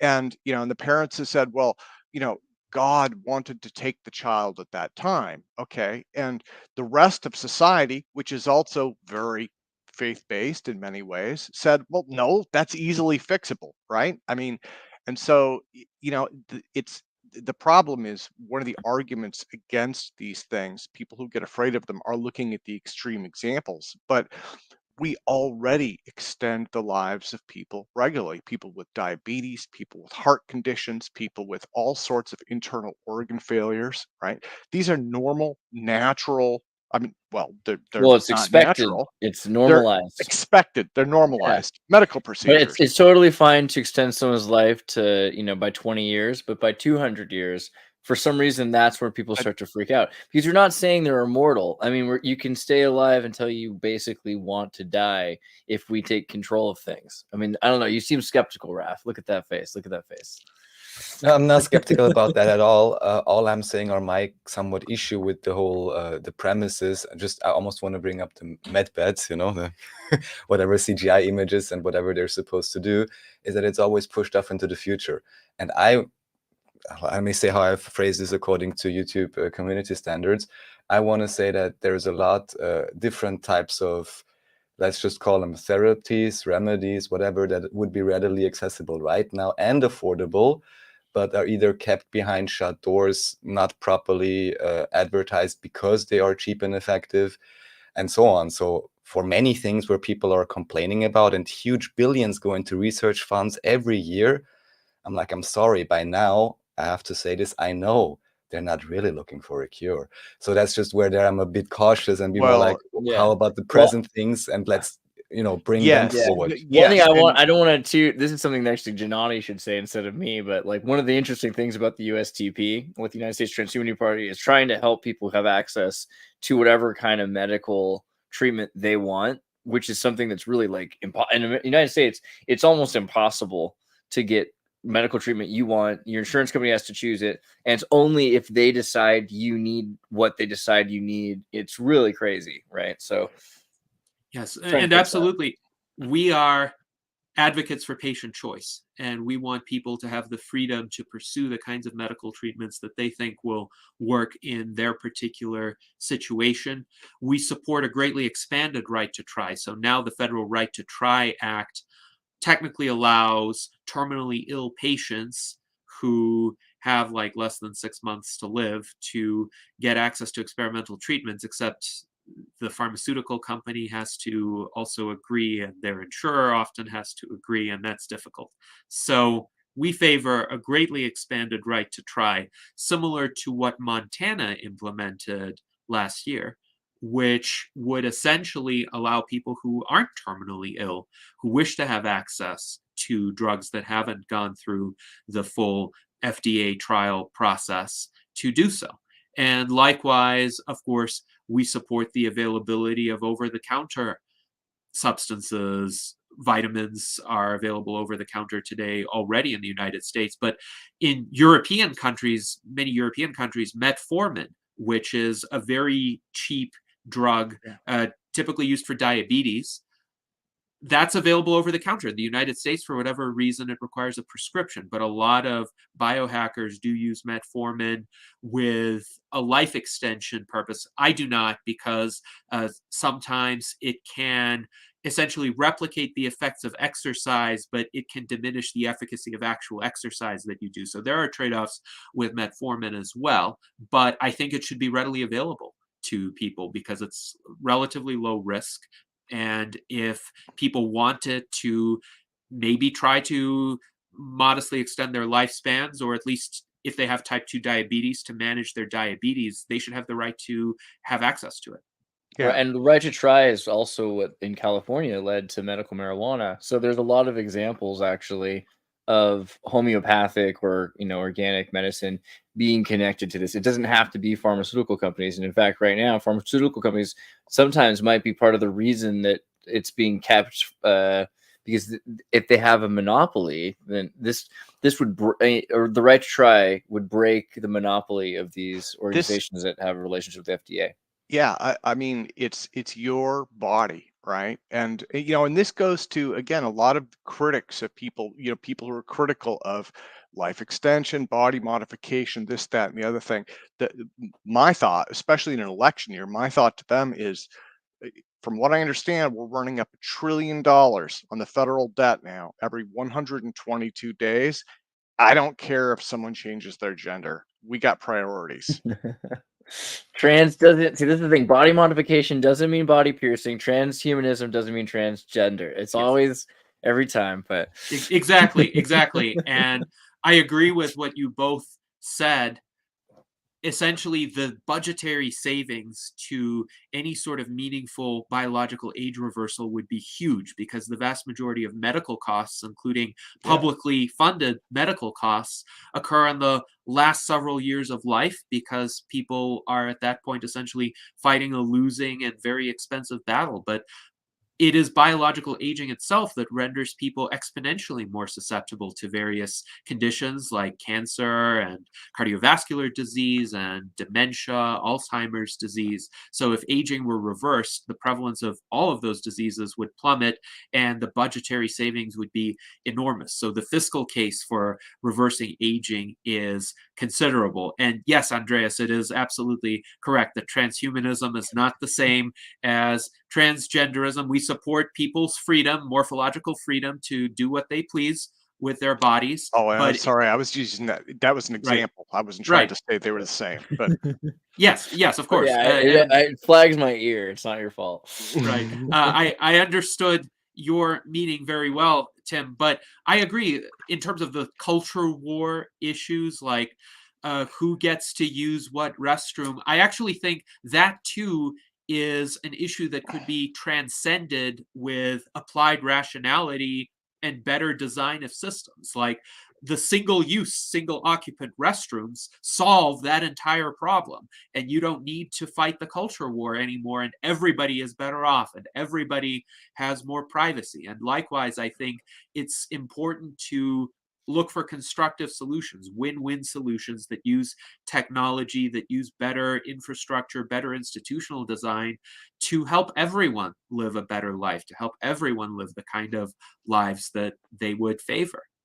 Well, and Gennady, to your point, so I had just read that the average age range for the baby boomers, which is the largest cohort in our democracy, right, is 67 to 77 years old. 77, I believe, is the age at which they start to pass in large numbers. And so, that's the largest group in our society. And you're either in that or you are caretaking people in that, which is where I'm at. I'm 48. I'm caretaking boomers. So, and for folks who aren't caretaking yet, they will be probably soon. Yes, indeed. And we did discuss during our first interview the prospect of the boomer generation becoming supporters en masse of biological age reversal, because that would be their chance, essentially. And there is a lot to be said for that, because a lot of the baby boomers grew up in a more techno-optimistic era. They grew up during the golden age of science fiction, during the space race, where they saw the possibilities of these emerging technologies being realized before their eyes. So they maintain that techno-optimism. The question is, what will they perceive as realistic in the near-term future? Will the progress of technology be seen by them as sufficient to reverse their own aging? And then, yes, I think they would invest heavily in that and advocate heavily for that. There is, of course, the paradox, and Bill Falloon, who is a prominent life extensionist, will often provide presentation slides. Every time he presents, he shows the next crop of multi-billionaires who have died, sometimes at fairly advanced ages, but they were not supporters of biological age reversal. And he keeps asking, well, why did these billionaires not invest more of their money into prolonging their lives? And often it's a set of factors, but one major reason is they don't perceive that it's realistic, and they think the most impactful thing that they could do is just take care of their assets and leave as much as possible to their heirs. But how will the aging baby boomers perceive the situation? I think that's up to us as advocates to show them the possibilities and to convince them that they have a fighting chance as well. Books are the truth is a collection of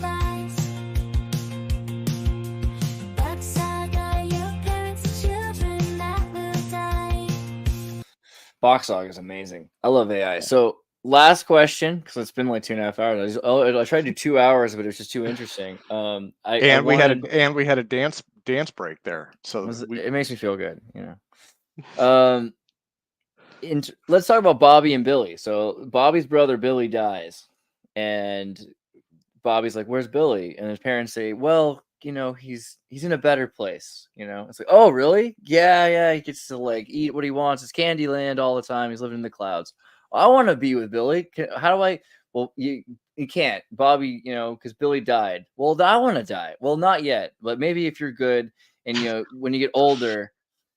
You know what I mean? This is the heaven narrative. So I'm kind of curious because the alternative theory, right? Like we're going to build something. Do you want to talk a bit about like what we're building and why it's well, as I discuss in the second interview that Tim featured with me, a technological singularity is essentially an event horizon beyond which we cannot readily foresee all of the possibilities of the future, though as it approaches, we will be able to have increasingly clear insight.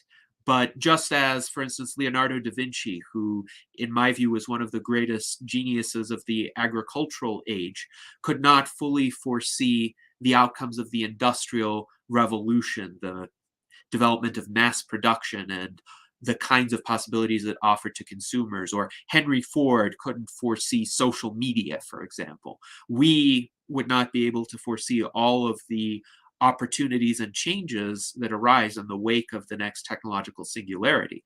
I have stated that this will come about through a convergence of multiple strains of technology, not just artificial intelligence, but biotechnology, nanotechnology, space exploration improvements, and agriculture like vertical farming, improved production techniques, think 3D printing, additive manufacturing, lab-grown meat is another example.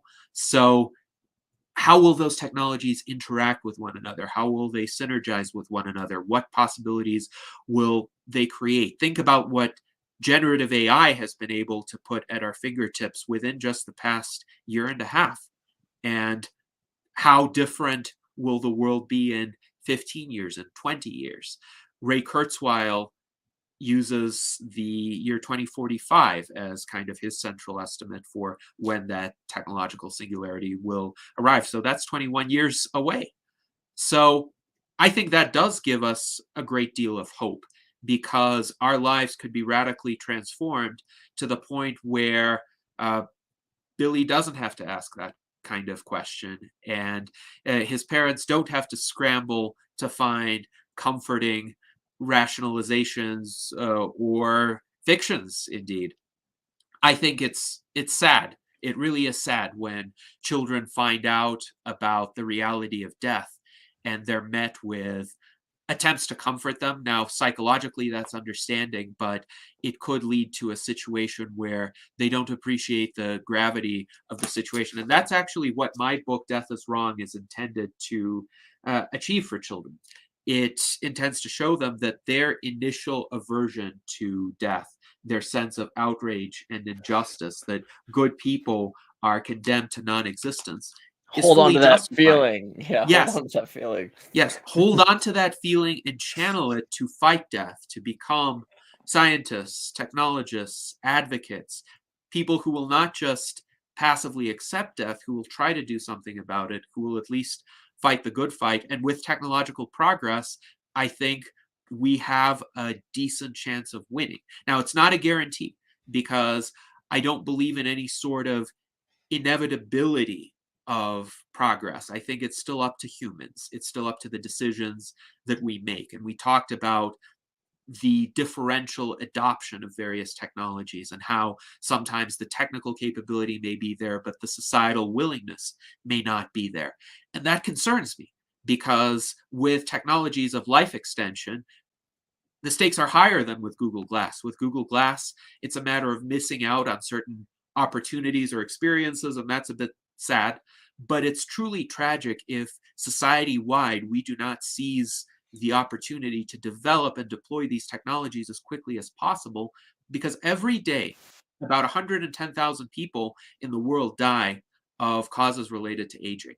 aging is the #1 killer, ultimately. So every day we delay the arrival of these treatments, Yeah. 110,000 people die. Well, and again, I just want to say again, Gennady, yourself, I mean, what you've said is absolutely tremendous.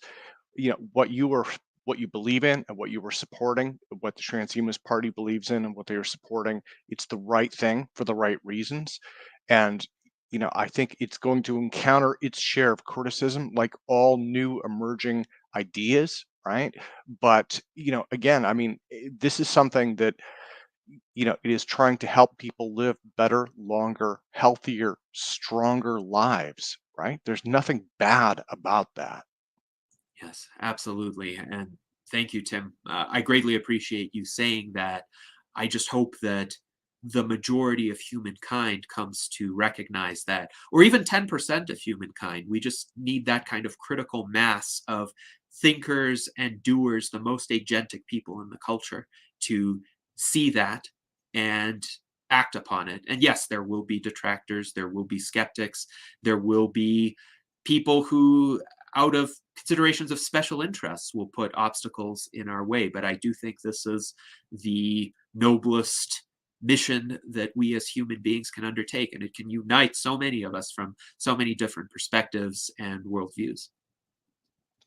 Epic. Well, I want to make sure everyone takes the time to check out the Transhumanist Party. Make sure you guys go to the website. It's a lot of different subjects. You'd be surprised all of the ways that this can be, in a practical sense, approached in our lifetime. Right now, we can be making decisions, and I think it's interesting how much we're all very different people that have wrong button. Sorry, we're all very different people that have very different beliefs, but in a lot of ways I think we kind of agree on like living a healthy life.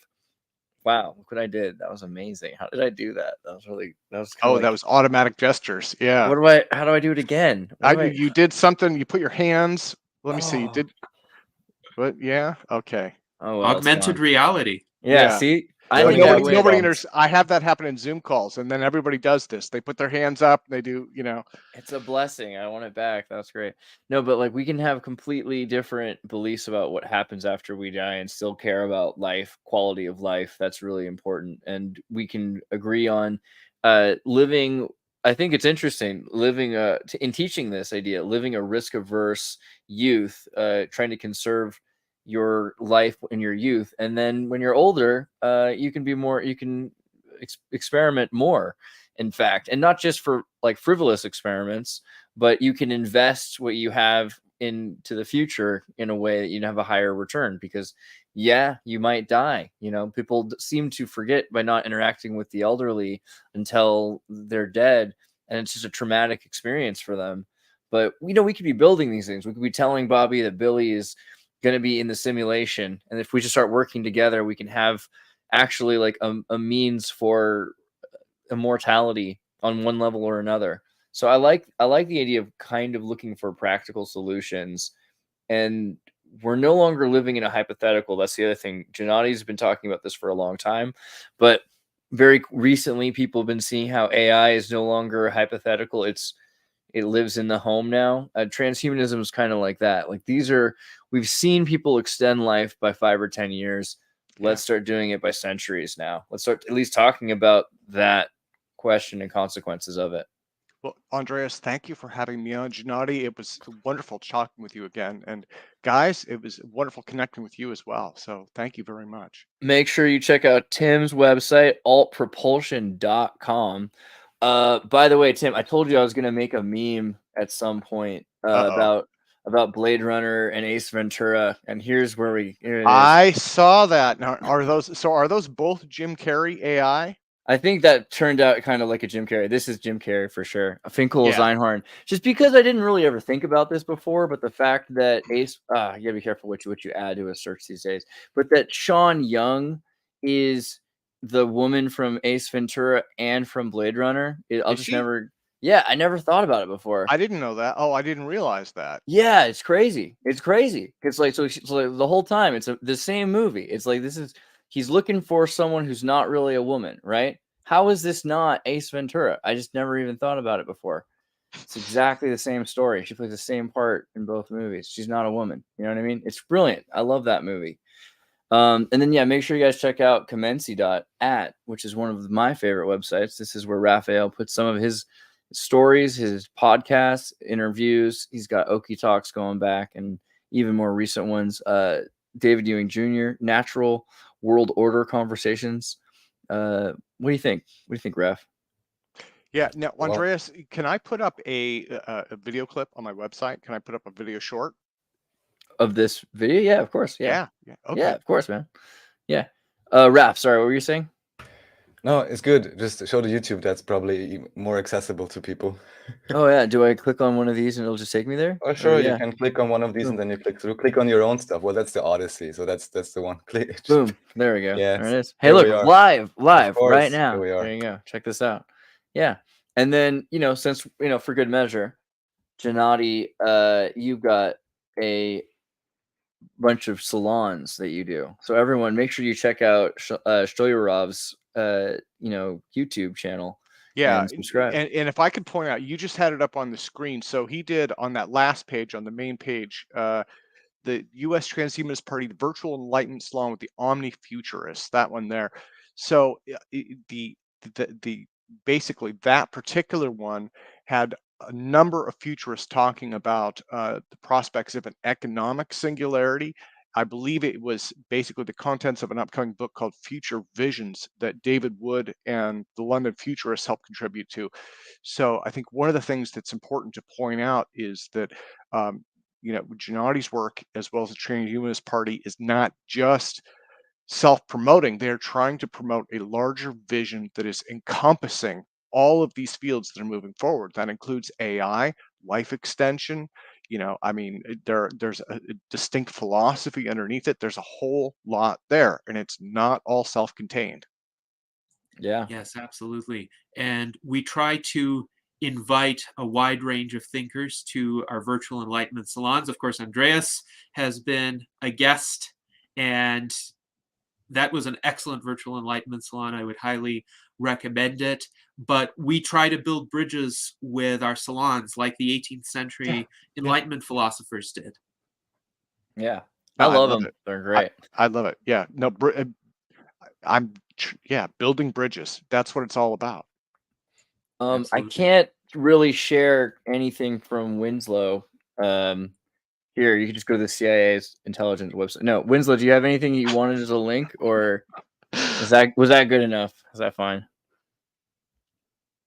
You're muted. Sorry. If you want to hack longevity, or if you want to hack anything, if you're in the Bay Area, come check out Noisebridge. There's a couple different. They got longevity group, and they're trying to grow. So yeah, if you wanted to come check that out, again, Noisebridge. Maybe on Mission Street, a really cool place, actually. Yeah, you'll hardly believe it. I wish I could have quickly found it. That's one of the reasons I turned off the camera between. I had the golden key. I'm sure it doesn't fit anymore, but I was there as well. So yeah, cool place. You see, there's a lot of culture and a lot more to talk about. Super next time, I'm excited to see you next time, Andreas, and share more next time. Thank you. All right, thank you everybody, and thank you, Gennady. Thanks everyone. See you guys next time. Ciao. Thank you, and live. Wait, and live long and prosper. Never forget. Oh, okay.